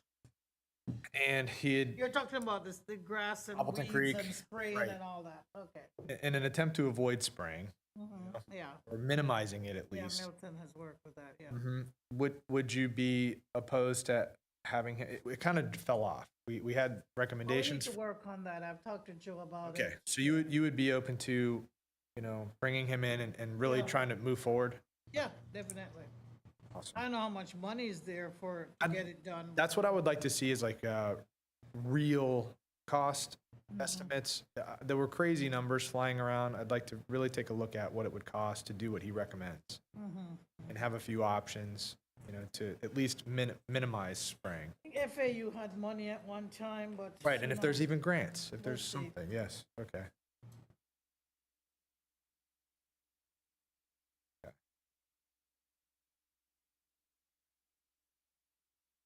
Okay, so this was another one. With regard to staff rate increases, cost of living, even though it's not really tied to CPI. You're talking about 3% COLAs or what? Okay, so that the number has varied each year, and it is really at the discretion of currently of the city manager. What I would like to see in the last 2 years, to my understanding, it went from like a 5% increase up, it jumped up to 7 and then 10%, or 10% and then 7%, something like this. It really changed dramatically since That's it was non-union staff. correct. So what I wanted to see if you would be for is, I think that is a really big deal that would benefit from transparency. Not that I'm not opposed to a certain rate or something, but what I would like to see is procedurally that comes forward as a presentation and ultimately a vote for approval. Where right now it You're rests. talking about the minimum percentage or the percentage range that For that year? department head or the city manager can, Well, it's general for staff. It's to your point, it's non-union. Whatever that rate is going to be, just making sure that there's a public meeting, that there can be discussion about it, that there can be a presentation. If it does need to be 10%, why? Having some kind of rationale for what those numbers are beyond it currently being just, set in the rate. it just kind of sits within the discretion of the manager, and that has the effect of that can very dramatically change the budget. So I think that's one of those items that would, for oversight, a general oversight for transparency, having that be a separate item since it is so impactful towards the budget, where we review it and then ultimately approve it, or kind of like we do with the millage. Yeah. And I mean, that has its merits, but I sometimes, the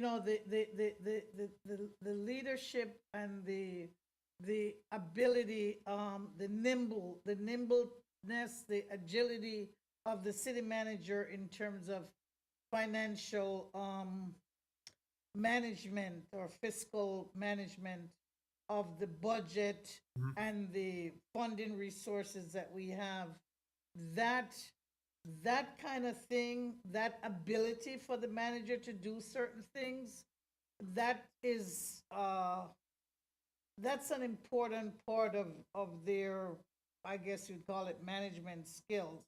But I don't, and it's not that we don't set some ideas or level for people, for them to work with. And I think that if we need to change that now, that's fine. But we just have to be careful how we don't allow people to show us their ingenuity. The highest salaries, and that person will be the highest paid person. I think it would be good to have some oversight, maybe, where they're making a recommendation for what that rate should be and why. And ultimately, we are They would approving set it. at the time when the budget has been developed, they would tell us what. And for their- transparency, most people Okay. don't know what that rate is every year. It's just All sort of right, I mean- invisible.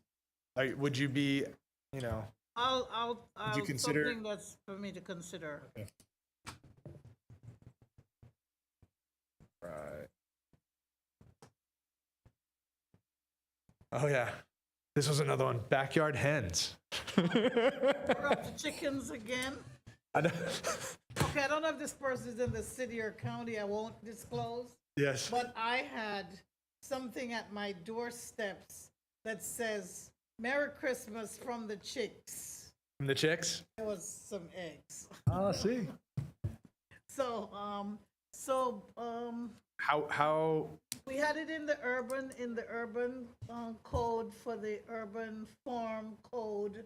It was okay, and those people actually had an urban farm on the ground floor farm property, which is now Collab Kitchens. I don't remember the ordinance in a ton of detail, but I know that we had excluded it, except for like single-family home.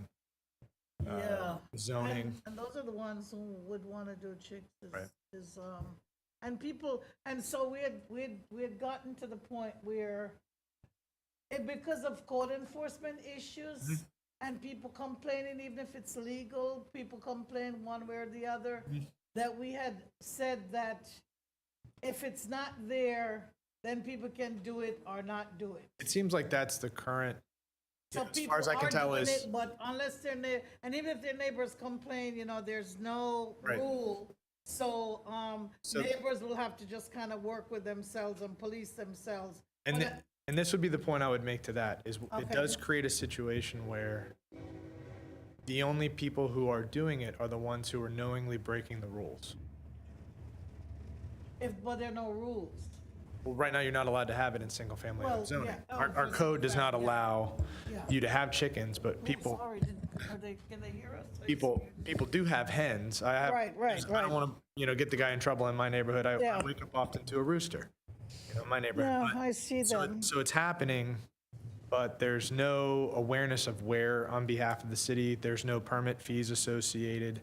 And the people who, And then to keep them sanitized and to keep them disease-free and all there's those nobody things. that even So looks. you want to do it? You want to? I don't wanna do it. Introduce, I don't want to do it in my yard chickens? personally, but the ability for people to, I'll try to give I don't mind a discussion on it. I don't mind it coming up. more context to the point would be if only the people who are doing it are the ones breaking the rules, it really just only boxes out people who are following the rules. Yeah. They won't do it, and those often are going to be the people who do it most responsibly. Would be something to consider. And I know there are people And I who are have people- very against it. There are people Very with against it. rabbits and pigs as their pets. I haven't Hens are not heard. pets. I haven't heard that. I did have. We had one neighbor in our neighborhood who had a pig in a front yard, but generally I haven't heard really any support for goats or pigs. It was just people wanting to have. I've heard this consistently. You've heard support for 4 chickens. hens, 5 hens, no roosters. For their kids to like 4-H kind of things and. We're not an agricultural area, but, Absolutely. but that doesn't mean that urban people can't have, quote unquote, crops or chickens or whatever. So that's something that. So you'd be I would open to discussion. Yeah, I can listen to the public on that. Okay.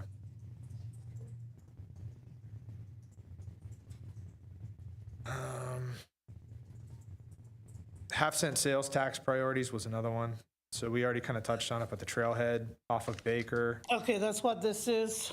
having that be like a Kiplinger passive park, light infrastructure. We've already really talked about it. You would be open to discussing that. It's a separate issue. The from- language would be similar. It's a separate issue from the referendum item. It would be really using the half-cent sales tax money, some portion of it, to set that trailhead up and infrastructure in the park. Would you be open to considering that and discussing that, or are you against that off of Baker? Well, because the similar language to whatever this was at the time. What you're looking at there For the is, county, that was their thing back in 2024, it seems like. so what you're looking at there on page 3 is what Ruth provided.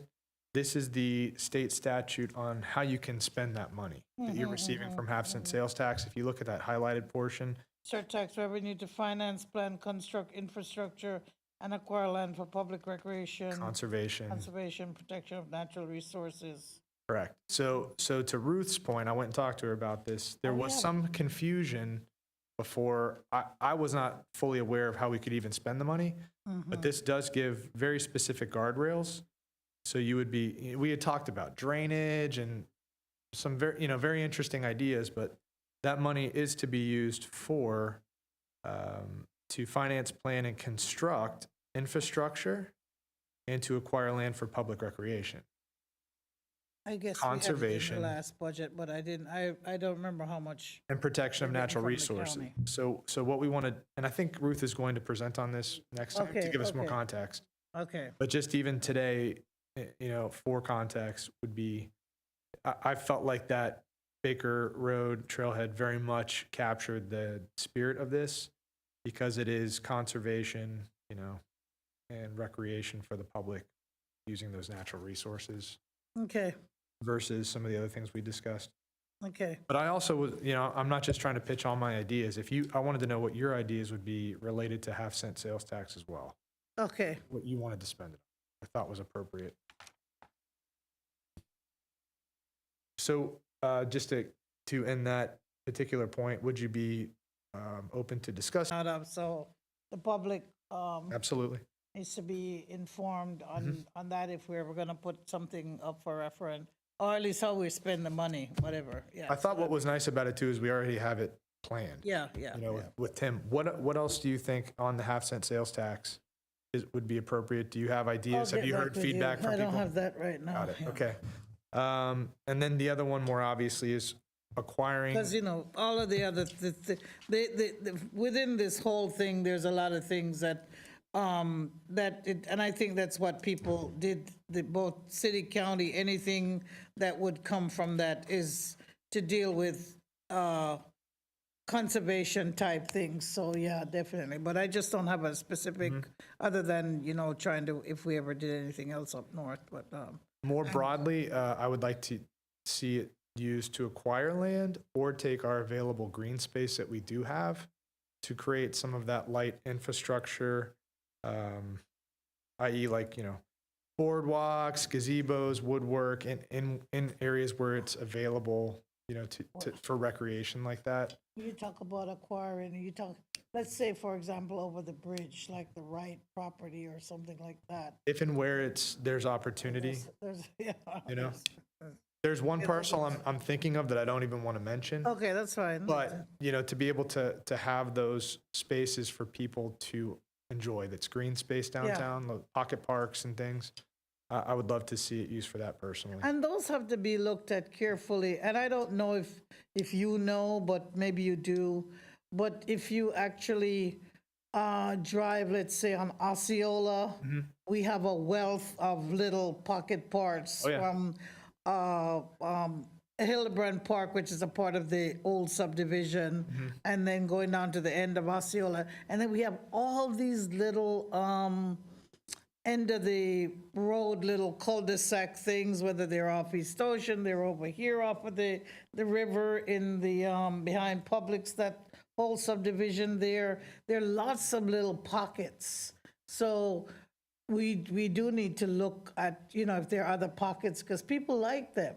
It's They want fantastic. their neighborhood, supportive neighborhood identification, and it's important to do that. I see our version of, we're not going to have 3,000 acre parcels to put into conservation like the county will, but I see our version of this as, having more of these pocket park green spaces, and then ultimately, whether it's, there's been discussion about dredging Poppleton Creek or something, preserving those natural resources as per that statute.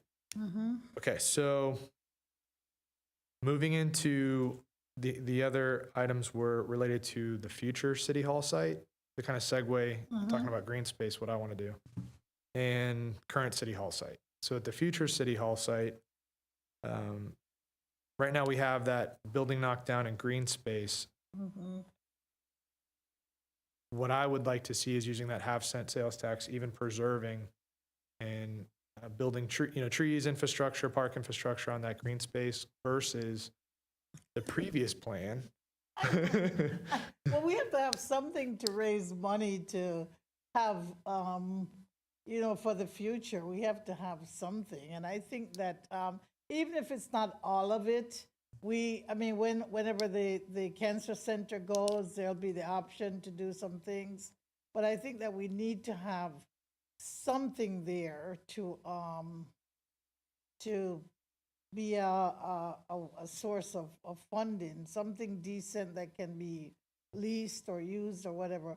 But I hear you're saying just keep it as an extension of Memorial Park, across correct. the other side. And so City Hall, and that's fine. City Hall needs to be in a nice location where Right. you have some green space and some, we don't have any lawn space. It's not like Exactly. a traditional City Hall that's in the middle of a green space and you have avenues and walkways around it. It's in a concrete area right now, you know. As I would envision it, you know, in the past, there was a parking garage, 4-story apartments, you know, very intense development there. I still would want a parking garage. If we're gonna do one, do it there and give it My away. only thought is besides the amphitheater and having that extra parking there, I wonder how much a parking garage would really be utilized there, because there's often a lot of spaces, even at wells at the surface parking, to put 9, 10, $15 million into a garage at that particular location. If we don't need it there, then where else? Deeper Because downtown, you you know, have if you were gonna make a the, case for it either at this site, which I'm not, or like how Pinal had brought up the Freemason Lodge, and a little bit closer, the closer you can get to downtown, the more utilized it might be. well, remember, we have the trolleys, so people can park and walk or take a trolley. But when it's That's, 95 degrees in August, you know, do little old ladies really even want to walk to the parking It's the garage? beauty of being- Yeah. They can get the trolley, they can get the trolley. I mean, that's a good thing. We can think about it. So, So you So- said the new City Hall. Are you onto this City Hall site yet? No. no, so with regard to wells, you're not necessarily in favor, you would like that to be more income producing.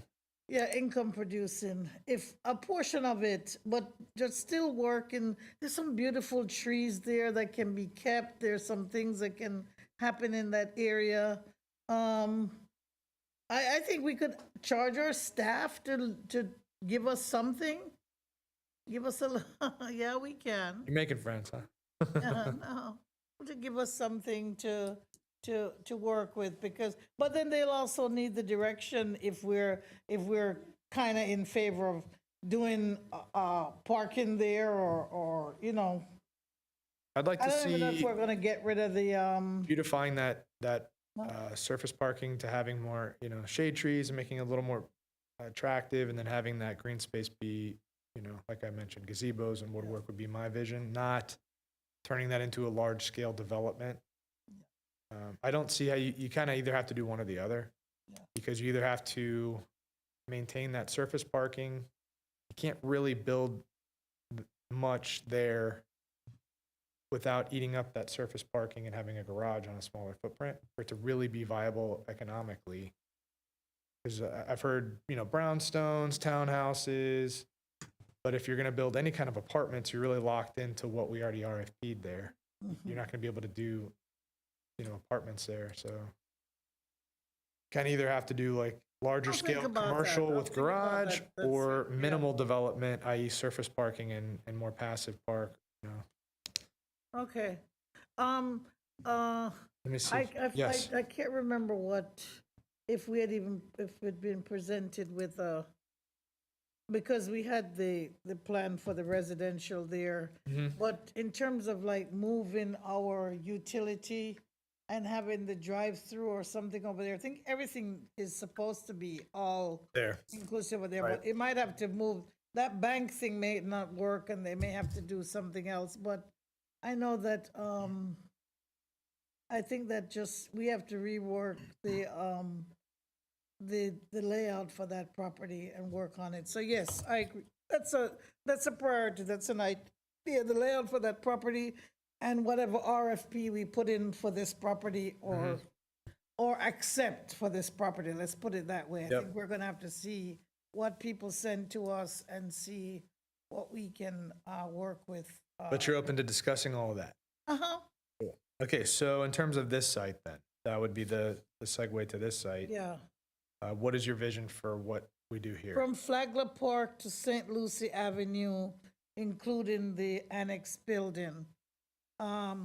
So there's a plan that should be just laying somewhere up there that I think has some. Candace good is going to basics. bring us, she's going to present Okay, in the not too distant future.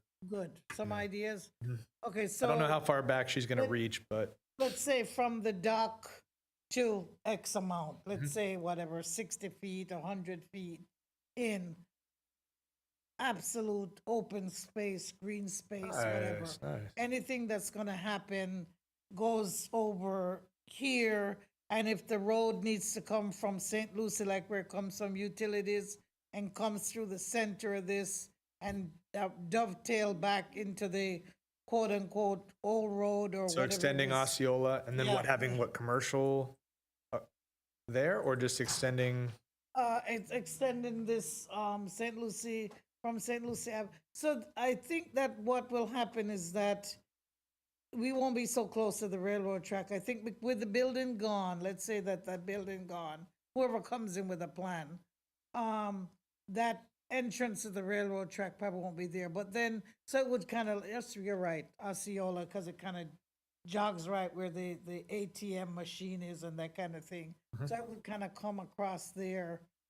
I don't know traffic-wise how things, and especially if you had something here, like say we accepted a convention center or whatever it is that we're doing here.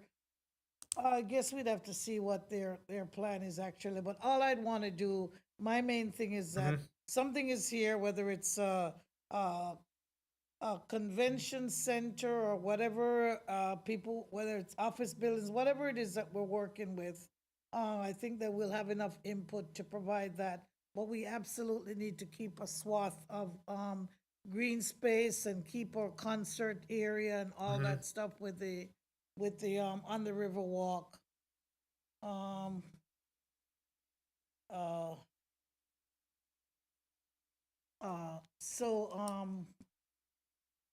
Yeah, there's a lot of work to be done, but I've been involved with some planning for this site before. And if Main Street is gonna come and give us some ideas, and then we'll. Part of that even is you offering some feedback, because I'm Right, sure yeah, she's going to listen. I'll get my ideas together. All I know is Yeah. that I want a swath of green. Oh, of course. Okay, I think they would be pitchforks if not. okay. Those were my big ones. Okay, so then let me try on some things. Yeah, what do you got?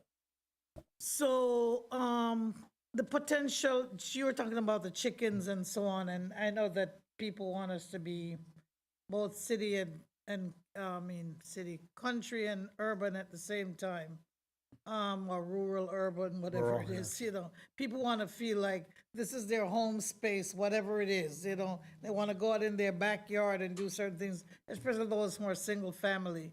But, I don't think it would be that many people. I think if there's antagonism toward it, I don't think it would be that many people that would do it. okay, well, But having a pathway that if people decide that that's what they would like to do, and they can get whatever license and work Right. to do it. they That's have fine. the ability to do it. Okay, so, And that there's oversight to make sure that, somebody could just check, make sure that it's, the setbacks are appropriate, because right now, there's, I got chickens even walking the down the type of street now. fence- That's right, the type of fencing and the type of security, that kind of thing. So that's And something, there are many responsible chicken owners that I don't even, I see the coop, from the but street. you don't have any I've never seen the problems. chicken. Yeah, or. There's or many any of those. Smells or anything like that. Right. So that's one thing. So the other thing is, expanding, either expanding or reforming, whatever we may want to call it, the CRA boundaries. And I know that CRA has its limitation statewide in terms of the sunset and what may happen. But I think that it has served a great deal of purpose, and the funding has created a lot of development in the city of Stuart that people take for granted, but it was because of the CRA and because of the type of funding that we've received that have gotten all of that. And if there's some areas, there's some people who've complained, on the other side of Palm Beach Road or, the south side of Martin Luther King in some areas that is not exactly on the CRA. They've complained and asked questions how this is happening and they can't get the advantage of these things. So we may want to look at those boundaries. I know we went down to Decker Avenue, even off, I don't know if that part of Palm City Road. I'm sure it's the area that I'm thinking of. I don't think it's there in that area.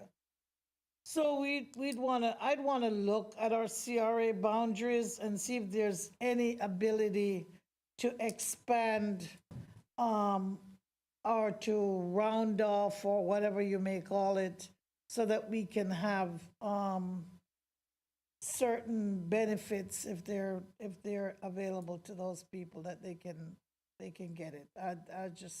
So it would be the CRA boundaries, if possible, to look at them. And that's something that Panal can tell us if she's had interest from people. But the CRA has its guidelines in terms of blighted area and all these kind of things. So they may not meet all the guidelines, but we just need to look very carefully to see if that's happened. We talked about sustainability with regard to those, developing for parks and so on. But we have, and I don't know if you're familiar with this, but we have a strategic plan for the city of Stuart. And if you don't have a copy, I'd say, get a copy, look at it. And I know that some people don't like to use the word sustainable. Are you talking about the strategic plan, or are you talking about the sustainability plan? Well, it has some things in there. One was what we did as that workshop exercise at Flagler, the strategic plan. The other is the what you guys did before I got here. Yeah, the sustainability thing, Right. yeah. So I'd say look at both of those either way. At least look back at them and see if there's anything that could now be incorporated during this next year or You have a whatever. specific- And I'll try to go back and pull mine up too. I don't have that. And because as a part of that too, one of the things that I noted is that I call it neighborhood identification. So some people know that I live in St. Lucie Estates, or I live in Sarita Heights, or I live in Cleveland subdivision, or I live in East Stewart, or wherever the subdivision name is. Yes. Okay, we don't have that here. Where in some neighborhoods, I've gone to other communities where they actually have welcome Sarita Heights, or welcome whatever north of the bridges, I can't think of it right now. Welcome to just these little neighborhoods, especially where pocket parks are located.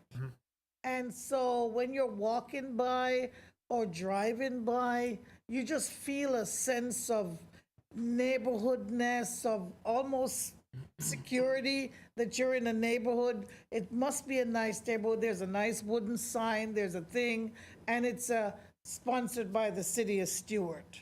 And Beyond signage, is there something more? That you're- well, we've always pushed to have these the neighborhood watch thing, and to have people with groups like that. I think that now more than ever, with security and other things happening, we saw what happened with the Christmas parade.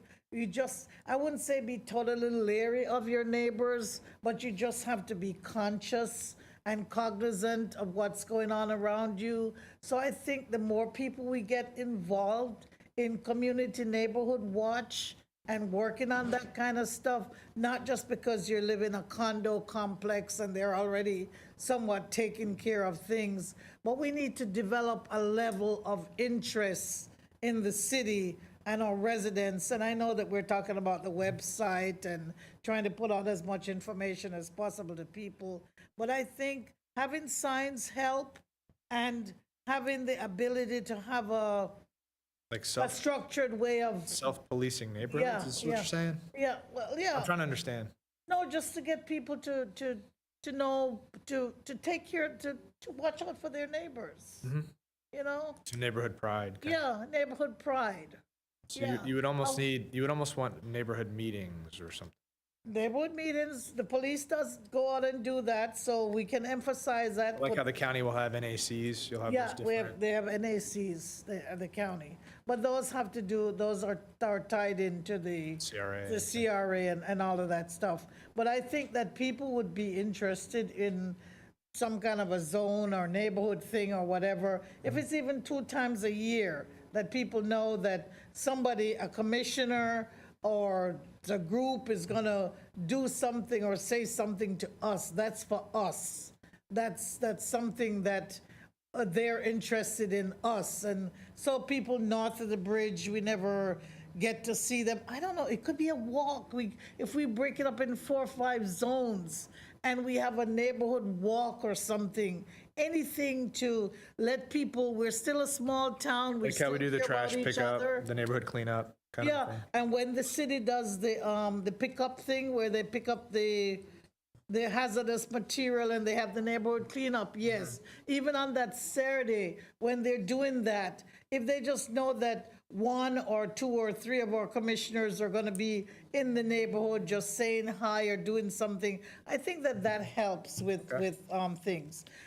That's one thing. We've got a and minute left. Anything We've got a else? minute. The other thing I was going to talk about was civility. You ran a nice meeting last night. I appreciate that. It has helped me having Jolie with the public comment. Okay. I have too much of a bleeding heart maybe for public comment. So Okay. having him Go through it. when it's time, Okay. right, sir. Okay. So you like the idea of having the gavel? I mean, the With- bell. with the bell. with the manager. Yeah. Stop Kind at of the like how bell. Don will do at the county. So That's you, where 'cause you that- don't want to stop Mrs. Jones. Mrs. Jones, I'm sorry, you can't speak. I'd let her anymore. talk for 10 minutes, Yeah. so Yeah.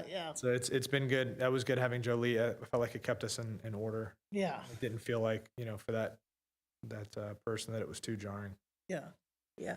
Well, I'm definitely going to get some more stuff. I'll get Yeah. some ideas to Roz, and Roz can always pull them back at you. When we get here from the public and we know about some of these referendum type ideas, that's something to think about.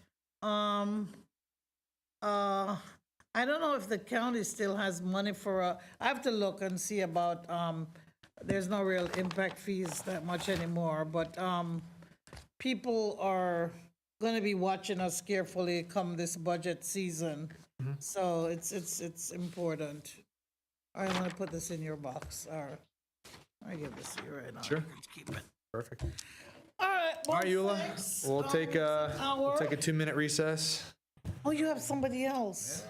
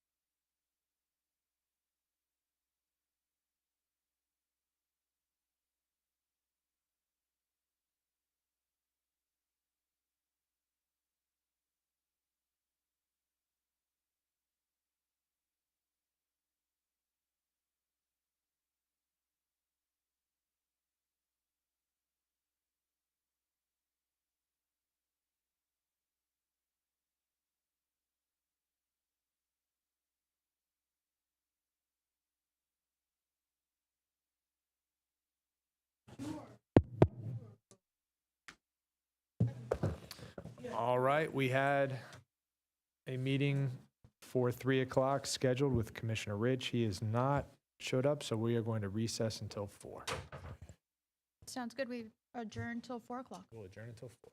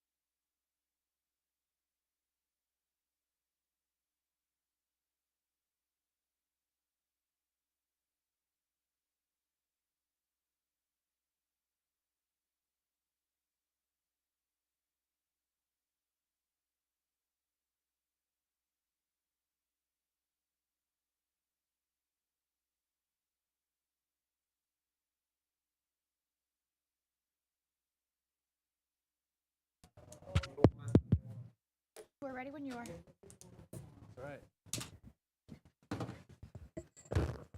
All right, Suse, would you call the roll? Mayor Collins? Here. And Vice Mayor Reed? Here. Are there any comments from the public? Seeing none. Yeah, approve the vending machine options. All right, so we'll get right into discussion. Vice Mayor? Yeah. So the purpose of this meeting is to review policy direction that you'd like to go in for the time that I am mayor, get feedback from you, including the CRA, what your priorities might be and in what order, for me to share mine with you, to get feedback about yours Yeah. as well. So So- if you want to so, lead off and go yeah. for it. One thing I wanted to say for the record, just to start out the meeting, Chris and I don't communicate, by the way, outside of Contrary meetings. to popular belief. yeah. Yes, I just wanted to state that. I actually watched all the prior meetings too, and I made notes on everybody.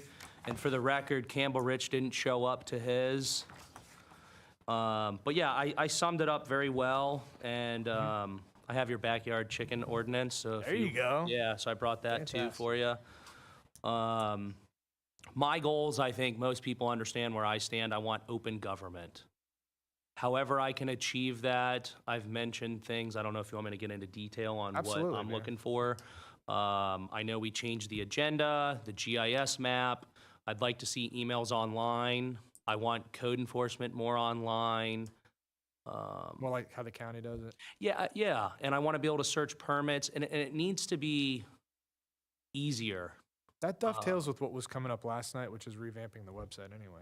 Yeah, it definitely needs it. But yes, I want that. I've spoke with city attorney as well.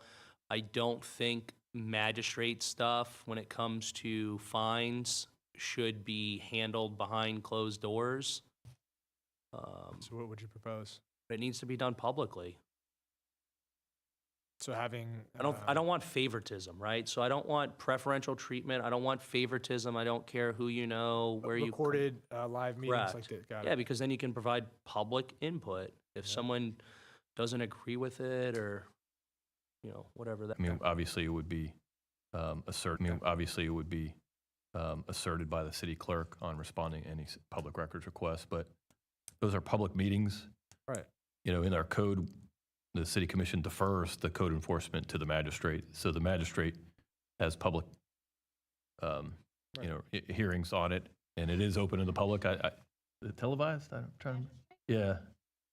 So it is televised live, just like this meeting. Their live stream magistrate? They're not necessarily saved on our website, but they're open for public record if you'd like. maybe- That Well, they are live streamed. While they're happening, they are running live on our website and on our YouTube They just page. don't get- They save on our YouTube page. If someone requests it, we send the link to them. That's right. I have seen them. But not on the city website. So maybe It's just not including them. saved on the city website, but it Gotcha, is live okay. streamed on the city website. So potentially including them as we do with the other agenda items, and then having those be saved. Yeah. Yeah, because sometimes I can't go. I think they're on Wednesdays. Sometimes I can't go to them, and I like to look back upon them. Sure. I think that's a good idea.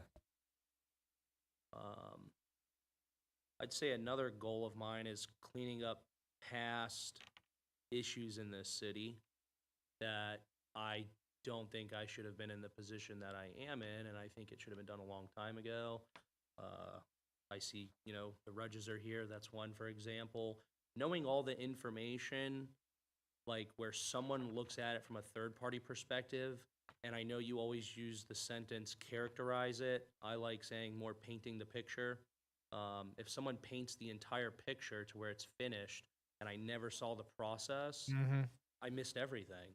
And whatever someone tells me, how am I supposed to fact check it or research it? I'm doing multiple public record requests. So what would you propose? What are you envisioning? Well, it's either going to be an individual from within the city, or it's going to have to be an outside firm to come in and look at some of these issues. You can take Stankovich, for example. That's another one that needs reviewed.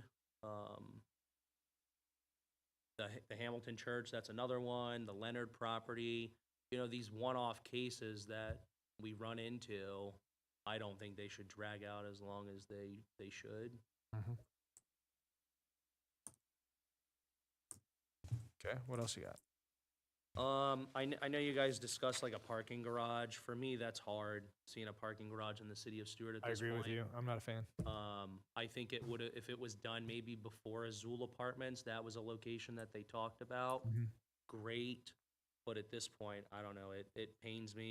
You know, Yes. there was one development that, actually two, one where it had an existing parking garage, and then obviously Seacoast. It came coming up with during a parking Brightline garage. too. Is that Hmm. it was originally including a garage, and there was so much negative feedback, it got pulled from the Yeah. whole plan. Because truly, people want more parking, but not a garage.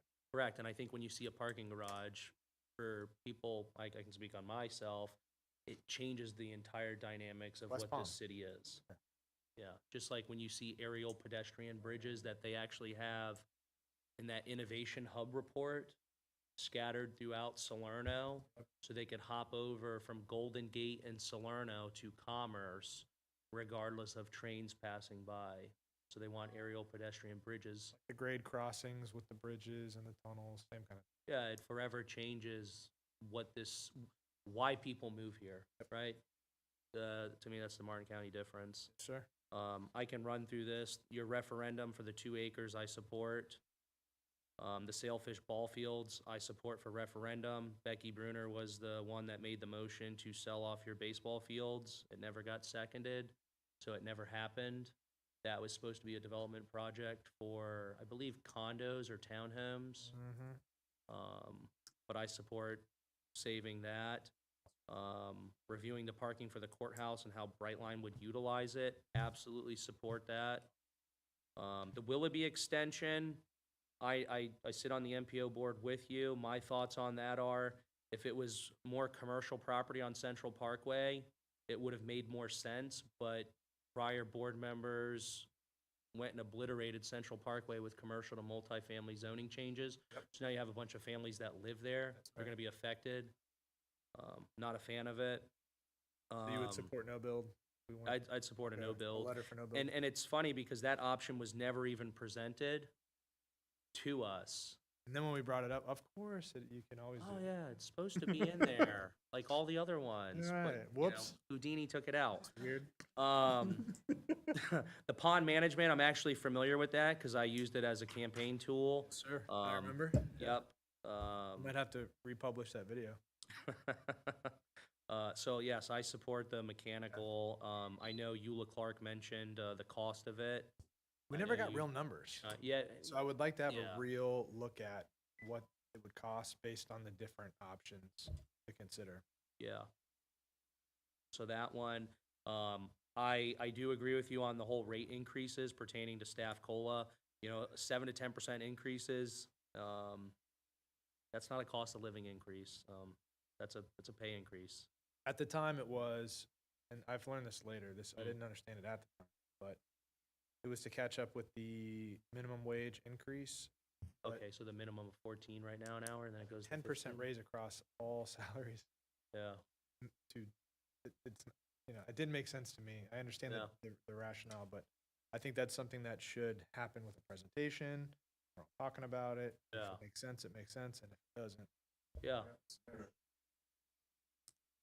The backyard chickens I support.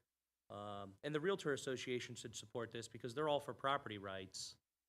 not for us. So, yeah, they should support that.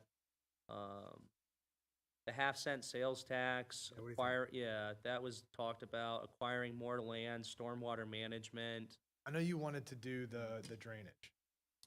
Yeah, and the money might only go so far. Less about the money. The money's there, but Mm. in talking to Ruth, you The know, uses. Yeah. Yeah, did you see that? I wrote it down in here, yeah. So it was interesting. She brought that to my attention. Oh, because that never really came up before. And she, Yeah, something about finance plan, construct infrastructure, and acquire land for recreation or protection of natural resources. Yeah, recreation, conservation, or protection. So like your three, you know, So it's mainly conservation for us in buying the land. city. You have infrastructure for recreation land, and then I guess you could make a case for like dredging the canals. You could make a case for something that's Like protecting an Fraser Creek you're talking Right, about? maybe even the ponds, I don't know, but you're doing these things that are protecting natural resources, you know? I think Ruth wanted to go even in the direction of dredging or something, you know? Yeah, we just So- sent that letter off too. Mhm. The future city hall site, Yeah, what do you think? no parking garage. Green space, and I wouldn't be opposed to commercial development, just not, I don't wanna see the whole I don't wanna see mixed use. Yep. I don't wanna see the mixed use, and obviously we went after the shared parking. So you're saying like a smaller scale commercial, sort of like what was there, but revamped? Right upon- yeah. Match what's existing in our historic downtown. That's my thought on that. Not like 3 and 4 story stuff, right? Absolutely not, no.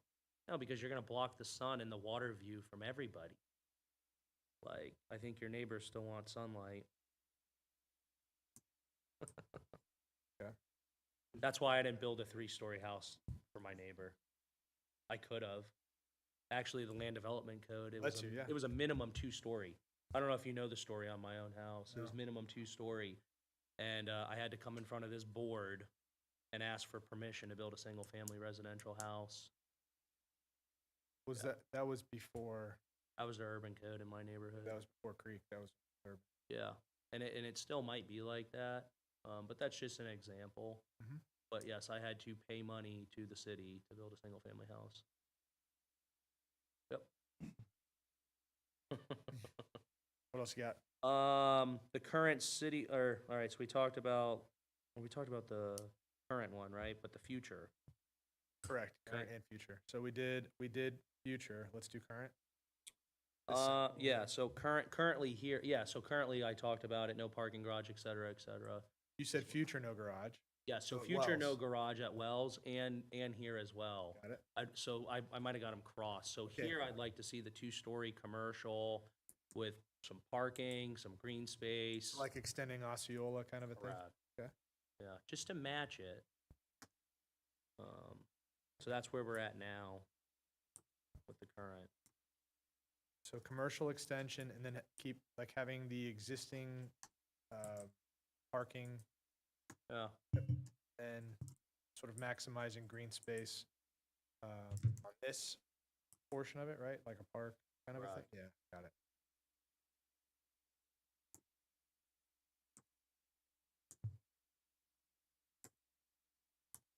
Okay, so then let's go future. okay, so the No future. garage, but what do you think? No parking garage. I know they always talked about having the city hall building separate, so we could close down all the other departments. That was always discussed. The cancer center would be the Correct. chambers. Yes. So having that be slightly more separate. Mm-hmm. Got it.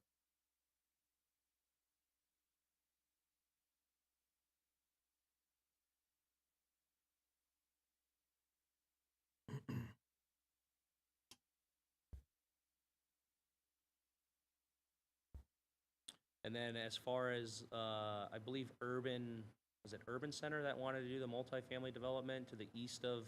So they had RFP'd out that whole section, and if Uh-huh. it is to be apartments, we would be bound to that RFP. But if we did something very different, we would, to my understanding, not be bound to do. We don't have to build apartments there, but if we build apartments, we have to build what was RFP'd. Gotcha. So if you wanted to do commercial, if you wanted to do a park, you know, that was what I wanted. Yeah. I would love for that to be some kind of space there.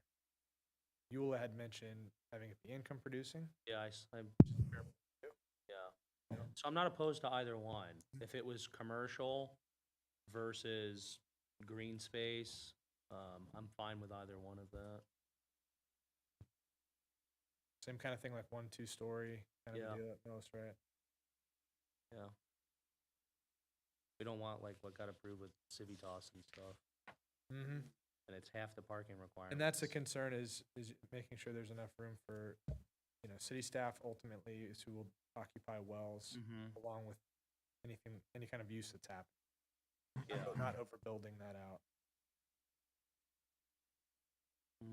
Because you want to have as much of that parking for Anthony. Correct, yeah. You don't want to lose that, everything that's happening on that parcel. You kind of need that for overflow for events. Mm-hmm. From my notes, Eula had mentioned the fire tax. Mhm. I'm not opposed to that. I want people that are utilizing 911 services to pay their fair share. Like, I know we all as taxpayers pay a minimum, but if someone is just constantly 911, whether it's assisted living facility or a commercial plaza, like, and I don't even know legally if you can do that, but I don't know, you're gonna know I think we have a current ordinance that says above a certain amount, they're fined. Like, if they call 911? Yeah, What do you mean? you know, like, for instance, I used to work for the city of Port St. Lucie, and I remember an issue coming up there. They had a similar ordinance. When you, let's say it's more than 8 a month, you get fined so many calls, and there was a rehab facility, nursing home, that it was our impression that they had to dial 9 to get out.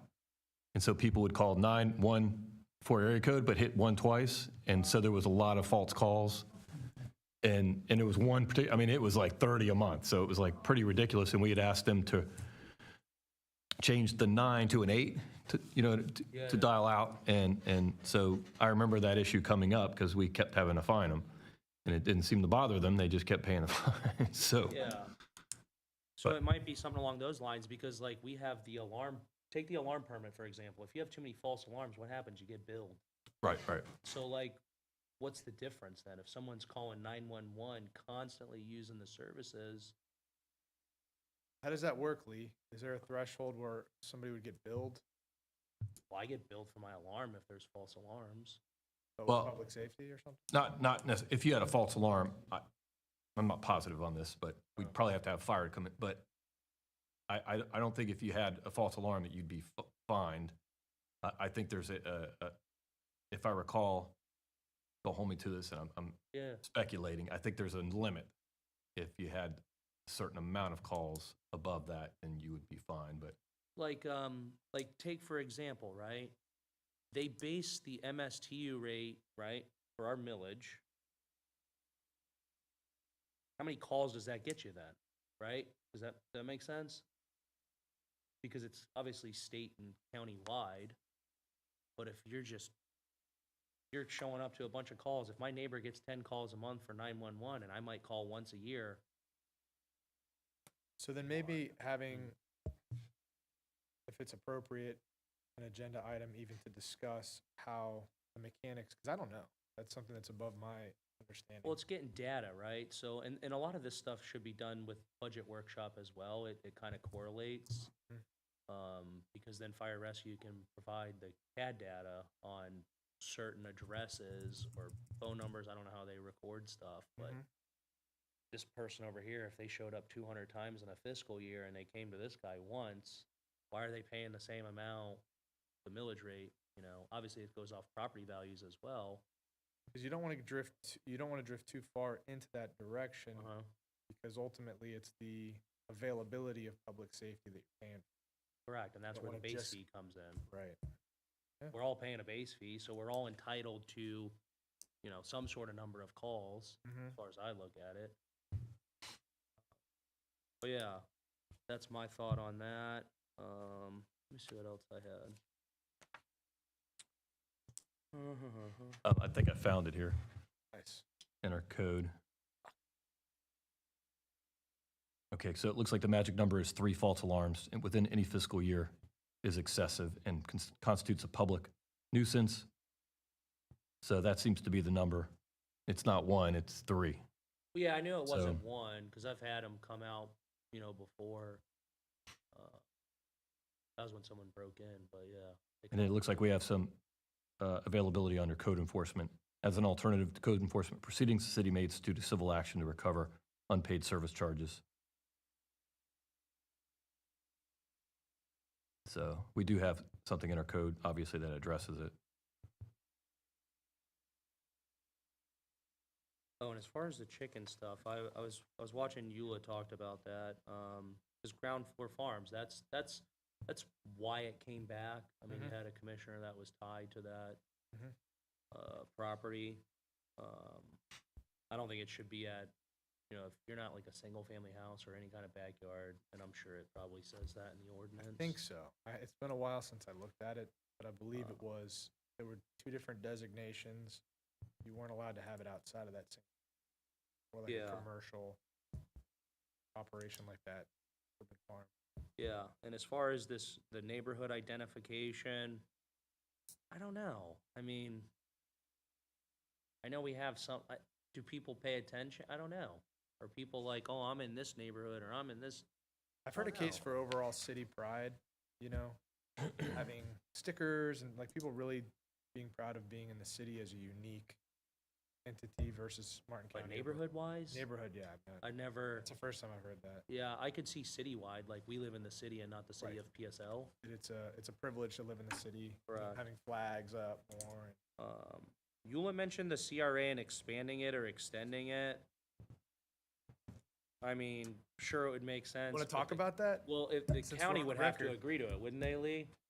Yeah, and you have to prove that there's, I wasn't here when we did it last time, but I believe Yeah. we've expanded it from what the original one was. But, so I've not gone through the process of expanding it, but when it was asked earlier, I tried to look at the statute, and I think we have to show that there's blighted conditions and, I didn't want to get into the weeds with Right. her, but Get into philosophically, the weeds with it. So like, the biggest problem is like us being a city, it would be ludicrous to say, no, we don't want no more CRA money.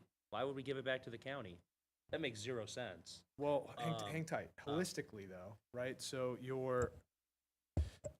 the money's coming out of general fund, county and city. Mhm. I need that to pay for public safety, right? So one point is that. 2, and this is a larger conversation, you know, expansion versus not versus even making it smaller, you know.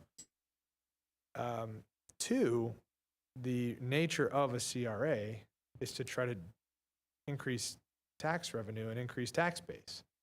So fundamentally, the purpose of a CRA is to increase everyone's taxes. Correct.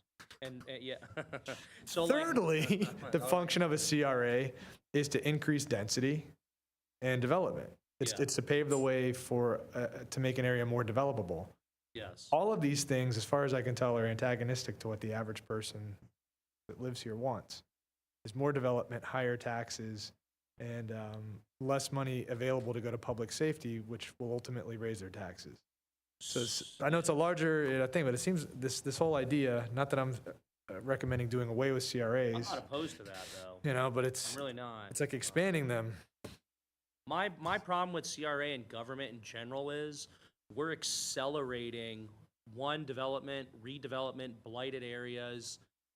My personal opinion is I believe in blighted areas. We all don't live in Sewell's Point or Sailfish Point, right? You have to start somewhere, and that's where affordability comes in. Right, and if you want to have affordable housing, That's always been my thought process. that can't just mean apartments. Correct. It used to be trailers. Now it's turned into overpriced one-bedroom apartments, and you own nothing.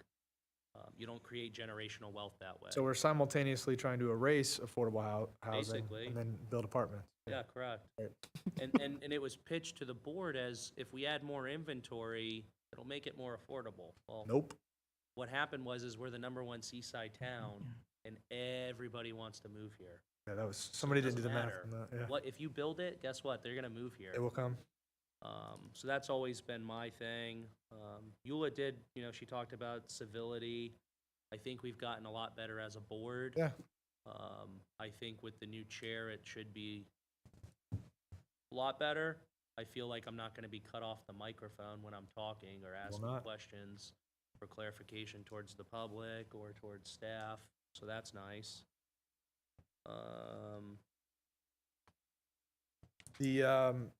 The Baker Creek Trailhead. How do you feel? Support it.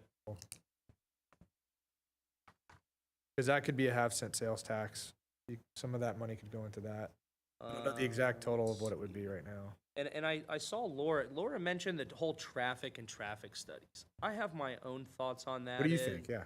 Well, Lee, this is for you. Have you ever seen a traffic study fail?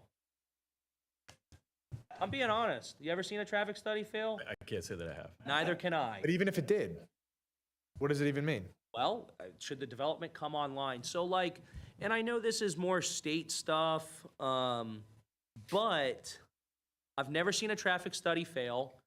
DOT looks at roads as either under capacity, at capacity, or over capacity, and then they give you a nice little rating. Right. But even if it's level E Doesn't matter. and you fail, yeah, Build, it baby, doesn't- build. right, Like, come right. on.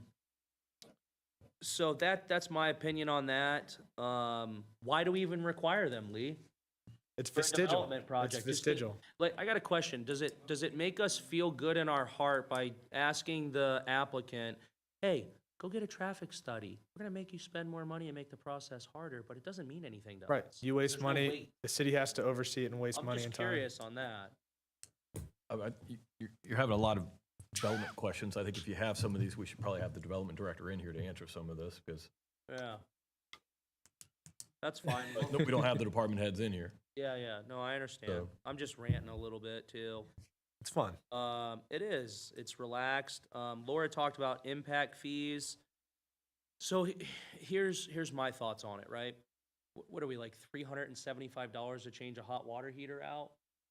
I'm assuming, I don't right? know If I if looked you- at the fee schedule, somewhere around there. Commercial costs more, which multifamily, even though if you have a single one, it's considered commercial Mhm. anyway. Even though it's a residential unit, yes. With SB 180, I don't even know that we could change our impact fees because for one or the other, it's going to be considered more burdensome. So what I was getting at, like with impact fees is, think a developer cares about impact fees? Absolutely not. Now, if you're building a house, a single-family house, and you're going to own and live there and homestead, you absolutely care, but a developer just passes it off to the consumer. When we were doing it, that was one of the points I brought up is could we make it, easier basically to build a house Absolutely. and I harder don't to build know, Lee, apartments? what's And your there was opinion? contention about, there was only so much you could do without being unfair or. I was asked impact fees before, and I'm not putting you I'm on. not It's I'm not deep, an expert though. at impact fees. So if There's you a ask me lot a of question, it was a lot of layers to it. right? It wasn't just a I'd have to research it and That's get fine. back to you. So Lee, what I would appreciate is if you could look up if we could revisit it, because at the time, there was like a 5-year cycle that we did it, but I'm wondering, is it something you can bring back up and revisit before that cycle? Or if we're bound to a certain rhythm that we have to hold? So that was that for impact fees, but talking about the hot water heater stuff, right? So like, even if you increase fees, my thought is more people are gonna do unpermitted work Mm. because it's burdensome. Just to pay $375 for an inspector to come out and go, okay, you're good. But like, maybe don't hire, someone that's not licensed, and stuff. You'll see that, and then they deter them from pulling permits. So it's a fine line by charging too much versus too little. Mm-hmm. And I get it's a revenue generator for us. I know Laura talked about the homeless problem and stuff like that. It's hard for us to go build a property and give it and have someone man it. It is hard. Her angle, which you saw if you were watching, was trying to support existing organizations that are doing it. Mhm. I've been very adamant against having it happen on city property or, that is owned by everybody. And so allowing some people to have cheaper rate rent at the expense of everybody's property, I think is inappropriate. Yeah. But she was going more in the direction of supporting either through, allowing multifamily on that property with Salvation Army or something. I don't know the nature Yeah. of what they've proposed because I haven't seen it, but I guess they talked to her. Yeah. Either being less restrictive of what goes there and or either giving them money or finding grants. I'm not comfortable with giving money away, taxpayer money, because I don't think that's appropriate. But if there was an availability through the CRA to help them get grants or something, what I think you're going to have a hard time with is, we all campaigned on no more multifamily. Correct. So I don't know how you, How can you pick and choose? right, because we said no, and that's what people asked for. We didn't say, hey, no, but, Correct. so it's kind of, that's a hard thing. I would have a hard time voting for that because of that, Yeah. as much as I want to help. Let's see. I know there's something about the Live Local Act and 40%, and I guess the county might have a tracking system. I know Lee mentioned. I said don't that. know if there is one either, Lee. I never looked into that. They also mentioned something about the road closure with the boat show. I think the boat show should stay. Of course. Yeah, I don't think it's gonna go away or anything like that. It's, you know, look what happened to Salerno. You don't have the seafood fest no more. That was fun. Yeah, man. And if you missed out, you missed out. So I don't, you know, to me, that's not like, that doesn't turn us into a festival city by having a boat show. I know some people are always concerned about that.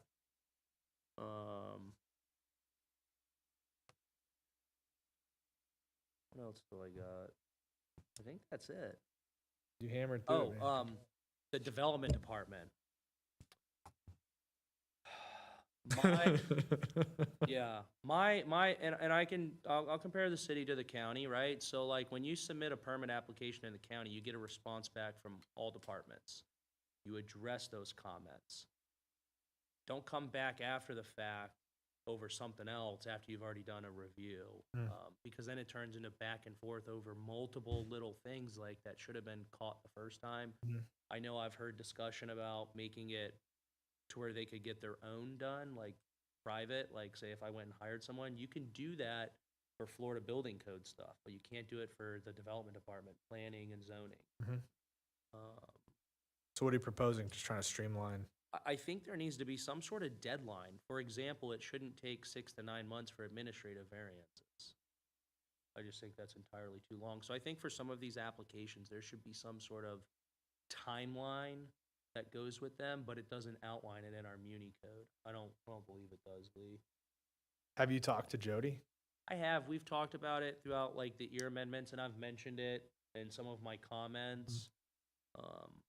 Because I think you might, still- if you raise that issue and you talk to her, she may have solutions, you know, on her end that she needs things from us.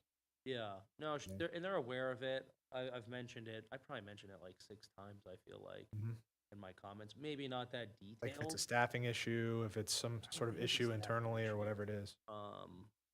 Yeah, I don't think it's, I mean, I'm not in that department, so I wouldn't know for sure. I finally have access to the development department as like an employee login, but I want the public to be able to see that. I shouldn't be the only one just because I'm an elected official. I used to be able to see it when I was a regular citizen off the old system, and you could see everything. You could see people's water bills, literally everything. You could see it, permits, historical stuff. So that would be nice to have it back. But yeah. I don't know what else I got though. You're the man. Anything I missed? I know going through the Muni code would help. Like, I know, I'm trying to think of stuff offhand, but basically just the application process, cleaning up some language, and Jody's gonna have all of her revisions on that. I've spoke to her. They had notes during the zoning in progress, but we didn't focus on their notes because we were doing it this, direction. But they have a bunch of notes in the development department for things that they need clarification on. And form-based code is not that bad, in my opinion. I don't know if you know why form-based code was there for East Stuart and the Creek District. It was to make development and redevelopment easier. So like if I showed you a flashcard, blah, blah, blah. What changed though, what we talked about was the zoning stuff. So, and I'll talk about that tomorrow. at town You got to hall. plug your, in case anybody's watching. Yeah, we got a town hall meeting tomorrow night, 5 to 8 p.m. 10th Street Rec Center, yes. What are you going to be talking about? Local government, agenda packets, agendas, Muni code. I can explain form-based code, how, if you want to get involved, how do you get involved? Awesome. Just government in general, because, Demystifying it. yeah, I've spent a lot of time down at City Hall over the last year. I don't spend as much time down here as I did the first 6 months. I felt like I was down here for like 40 hours a week. It's a Lee can- fire hose, yeah. Yeah, Lee can attest to that, and I know they don't see me as much down here. Everything's okay, I'm just busy with work. But I don't come down here because I don't like asking questions unless I need an answer to something that I can't figure out. So that's one of my biggest things, is I want to be able to go get the information at my fingertips. And you're empowering residents to do the same thing. Correct. That's the goal. Wow, 35 minutes. You're the man. Well, I watched prior meetings, Nice. Fantastic. made a bunch of notes, and I'll turn them in for public records as well. All right. If you don't have anything else, I'll close it out. Yeah, and I know they talked about engaging the public more. I don't know, I don't fully understand what Laura was getting at. Like, did she want like employees interviewed, department heads interviewed? As far as I can tell, it seemed like she wanted to have maybe employee profiles or videos or departmental to help people be more familiar with the people who are in those departments, maybe on the website. That is also up on social media. I know we've done that in the past. We've had different departments. Yeah, so we did that in the past, but in the past, it wasn't necessarily like what Laura was saying. In the past, it was during government week, Right. Yeah. and they would interview someone, they would describe who they were, what they did. But I think having it on the website for like, even for department heads, because like, what happens when you gotta go update it? I feel like anytime we add like a maintenance item, it's harder to upkeep it. And whoever does maintain the website does a really good job. Darren. I don't know. I think it would be Darren and Misty. Aaron and Misty Yeah. together, they do a really good job. Each department individually takes care of their own web pages, but Misty kind of is the lead on Gotcha. dealing with the company. She's but really good, IT by the doesn't way, take care of the on that. website. And she'll actually send out a newsletter summarizing our city commission meetings. I don't know if you knew that. Yeah, and I read those, and they're very accurate, I've told her. So that's always nice. Mhm. Yeah, I don't know what else I got. Am I missing anything? There's the public. I got 4 people here. Am I missing anything that needs addressed? We're here. Would that be like abolishing the CRA, or no? It's just getting rid of. There's no microphone if you'd like. Oh, yeah. Come up to the mic. You want to talk, John? Yes, sir.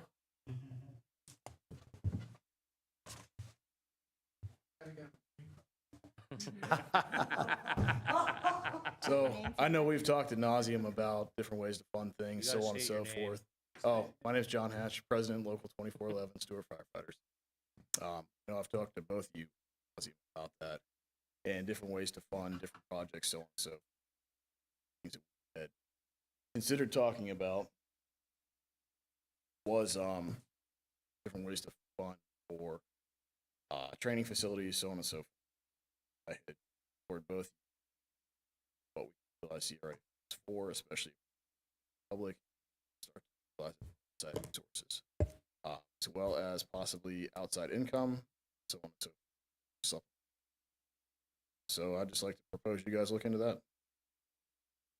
Now, when it, and so like when it comes to CRA funds, they can't leave the CRA. So the CRA funds would still come in. They would just go to, how would that even work, Lee? Like that's For public safety, the only time I remember looking at this in the past was, just in general with the CRA, like. right, the funds have got to be utilized in the CRA. And I remember looking at it from a police standpoint, not from fire, but the police officers would have to be, full-time in the CRA, which would be difficult, It's but very hard. I don't remember looking at it from the fire department's perspective, but there's some restrictions on how you can use the money, obviously. And I don't know, putting in a new training facility is one of those, but Yeah, I got a question for you then. So like, when it comes to these big PUDs and stuff, could you put a stipulation on order on it to where they have to pay for a new rescue or an engine? Or is that out of our scope of? I would probably say that's going to be out of the scope of a reasonable condition. I mean, there's what's called Turns into pay for. DRIs, which, let's say a significant, we don't have them here, but I know like Western Port St. Lucie, they have them. When they build a monstrosity of a development, Yeah. they might be required to pay significant amounts of money towards school and safety, public safety, but I don't know that a small PUD for a gas station that you require that. I would probably say no, but So like, and I talking large impacts. well, I'll give you a scenario. I won't name the particular project, but hypothetically speaking, if someone was asked to provide more landscaping and they said no because it met city land development code, how does that work? because we've done that in the past, and they've agreed to it, right, the applicant, but what if the When applicant? we were paying for half of their Well, no, no, no, landscaping, so like through the CRA? Say no, this is kind of going out But of they it didn't and stuff. fulfill their, Correct.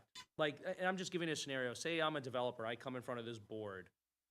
Mayor Collins says, hey, we want more landscaping, we want more trees. Well, if my landscape plan already met land development code, I could say kick rocks. it's the Mayor fundamental Collins. problem with PUDs is you can violate them with impunity, basically. So if you stick to the comp plan and the LDRs and you don't make PUD exceptions and one-offs, you have more of a hedge against that very thing. Once you have that one-off PUD, it's very hard to enforce those types of, what do? You're gonna pull their CO, or now you gotta go to court, right? But if they don't follow the LDRs and the comp plan, that's the power of the comp plan, is it's really hard to change that. Well, I guess what I'm saying is. if PUD they- is just, you get an amendment, you do a thing, it's a quick, Correct, but what if they come in relatively. for a PUD and they're asking for relief from this sidewalk, and we provide them relief from the sidewalk, but then you're like, oh, we want more canopy trees. good luck making them do the canopy trees. Oh, you can't force them, but you also don't have to give You me gotta go to the- court, you know what I mean? Like, how do you do, really, that's the problem with the PUD, is it's really hard to enforce it. You That's, just don't grant them the exception on the sidewalk then. But it's I the think fundamental we kind of went weakness. through that with Seacoast. I mean, we asked for more buffering. Yeah, they Remember that? agreed to it though. But I'm Right. saying if someone hypothetically says no, is there any Well, then you- recourse? There is, That but would be a it's- condition that you're placing on. We want more. Right. But what's the difference between landscape. that condition and telling them to go pay for a? I look at it from. $5 million? no do- Well, let's not look at dollar amounts though. Let's look at what we're asking though, I guess. And I'm throwing hypotheticals out, like, making approval conditional upon an engine is, you can't, that's not legal. That's, what is the technical word for that, Lee? You know, the It's I don't- extortion. I mean. yeah, it's always an ask, and they can always say no. But if they say no, it's. Back to the original point, though, with regard to, I would be interested in having a conversation, some kind of item, maybe it's a CRA meeting, but really digging into the available uses for CRA funds, and if there is overlap with public safety that is not inappropriate or could jeopardize the CRA, with examples of other municipalities and, like, for a burn building, or if there is something, other places that have done things that may be creative or out of the box versus this, straightforward use.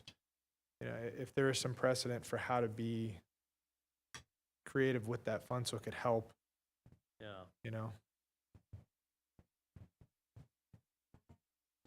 Sure, Sure. yeah. I've always- Right, PUD's the worst. What's the worst? PUDs, Oh, thank you. I just want to ask you about Main Street, Senator Reed, Not yet. Senator. Not yet. you might be prophetic, I hope so. Yep. You're jumping the gun. I'm sorry. Hey. Vice Mayor Reed. Hey, I want to ask how you a about question that? about I like that. Main Street. I've always been so curious about this. I think we're still giving them like 70 grand or something a year. Well, it really stuck in my craw during COVID. They still came and wanted that 70 grand, and people were struggling so much. And I thought the main thing is we were helping Main Street, but eventually they were gonna get off it was just to help them. So we're still giving them a lot of money? Why do you like that? So, can I speak to it? You mind?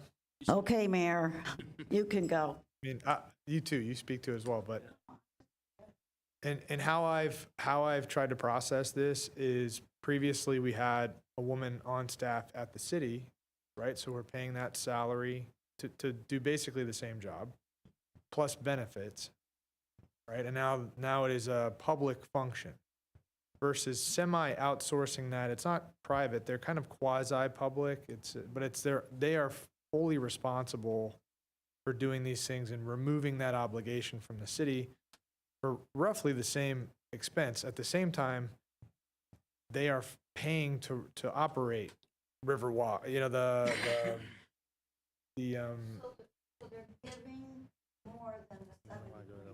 they're responsible for a few things. They do the Rock and Riverwalk, right? There's a few of these events that they do, several of these events. They also get the Flagler Center, the ability to rent the Flagler Center at a discounted rate. They still rent it for a reasonable rate, but it's discounted versus market. And have the ability to sublease within Flagler, use it for events, you know, and then they also run the green market. So they are able to generate revenue from that as well. So our partnership with them is along those three major, they receive that 70 grand for doing Rock and Riverwalk and operating the Main Street program. They get the green market that they're responsible for and also recoup, and then Flagler Center. All that said, just looking at their numbers, these are not huge revenue generators, and a lot of their continued functionality, it depends on donations from businesses and people within, for Main Street to even function. They don't have like a lot of staff. It's not a heavy duty operation that's really lucrative. So in way they do get which is more of a conversation of would be more like benefit to, you know, is it worth Rock and Riverwalk? Is it worth they also will with Flagler receive donations to have like new windows got put in and maintain and manage it. There's, you know, it's not a clear-cut thing, and it's like, is it worth, you know, what you get? But for me, I do like that the city doesn't have to have that person on staff and pay that pension and those benefits, and that same service is offered to residents. What do you think? I gave my thoughts. Yeah, I'll sum it up real easy. Government is not that efficient. And if we did it, like Chris said, I think we'd cost taxpayers more money. I think the only Probably. thing I would like to see is if we're giving them $70,000, I'd like to see Dancing in the Streets come back. Like, Nice. that's what made the city great. I think things like this, like, and obviously I could talk Martin County Pineapple Festival. For anyone watching at the county, bring it back. This is what made us great. The boat show, the seafood festival. It's just, I don't know. That's what small town is about. But I just, you know, whether or not we took the money from Stuart Main Street, who's going to maintain those events? And I think it comes down to cost. I mean, like Mayor Collins said, $70,000 is probably going to cost more for an employee to do it, and that's before you even get into spending the money on anything. That's Yeah. true. Was that the first time they ever received money then? They came during COVID? Was it bumped up during COVID then, or? I think they wanted to, but it didn't end up happening. 'Cause I think they even asked for Roughly, more. I recollect this, but So maybe we can have a direction from staff to update us on the progression of it, just like the FEC lease. That's garbage. For what FEC, I mean, I looked at the history and stuff on that. I see you laughingly, but I'm in the wrong business as well. Like, anybody that's related to FEC, they're making bank. Grupo Mexico. Yeah, and I was always told if you closed one, or if you wanted to add one, you had to close one, basically, because FEC doesn't want rail crossings anyway.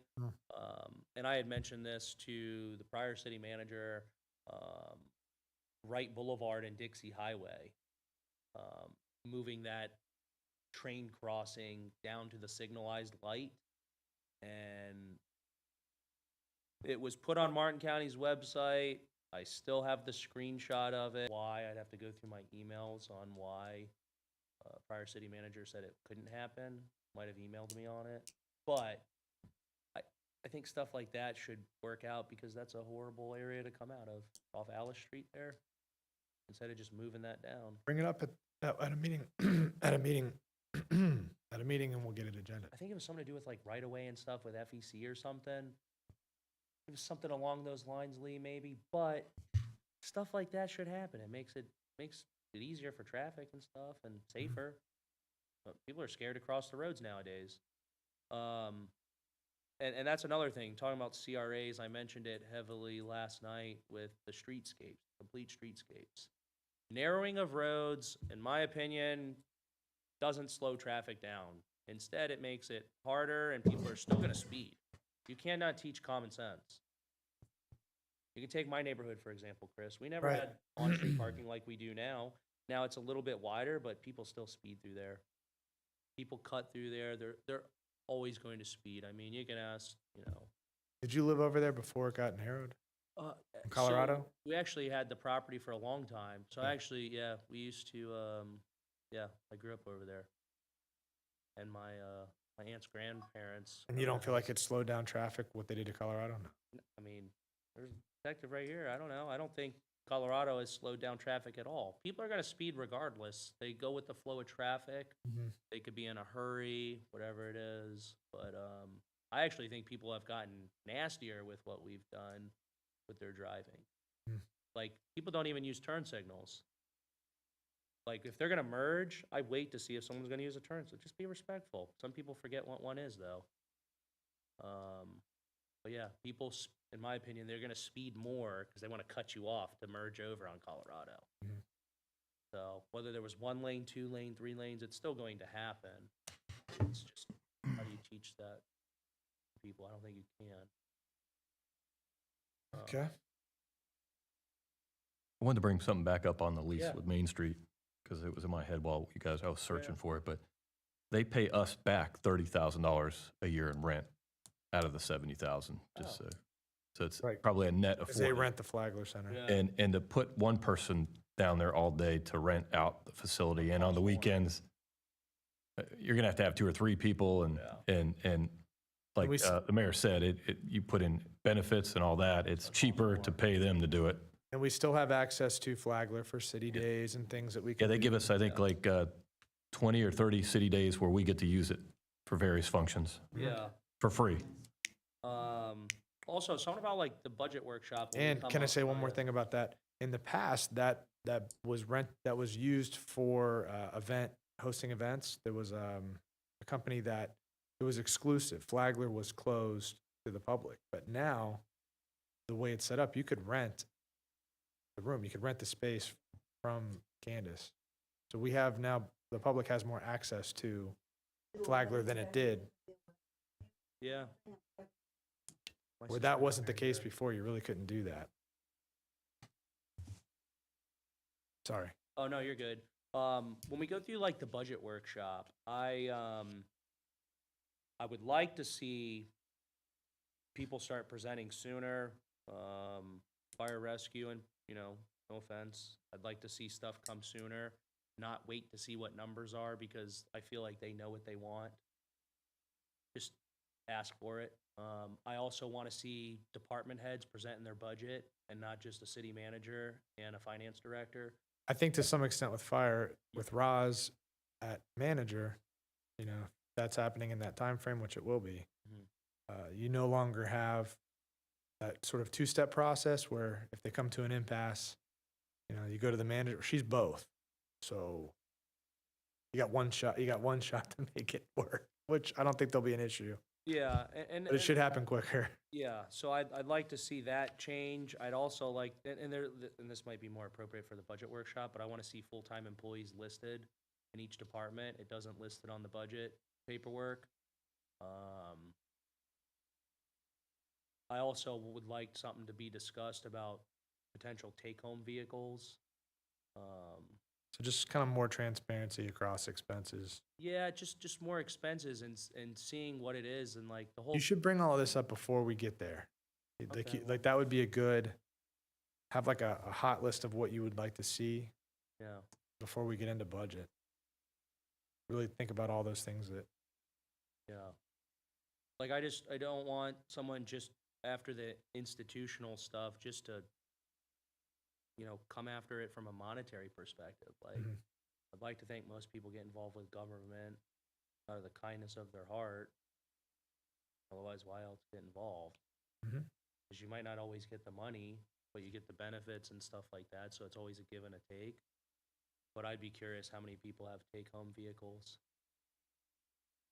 That was a hot topic that I heard from the community. They noticed all the new vehicles being out there, and like I said, who's taking one home? I have to drive to work, and if you drive to work and then hop in a company vehicle, I think that's a different scenario. Mhm. So yeah, Awesome. I think that's it. All Unless right. I missed something that you wanted my opinion on. No, I appreciate it, man. This has been fantastic. You got a lot of work done. Woo! All Happy New right. Year. Are there any other comments from the public? Okay, seeing none, I'm going to close this out. Good job, man. Thank you. Awesome. I was prepared. 2 minutes to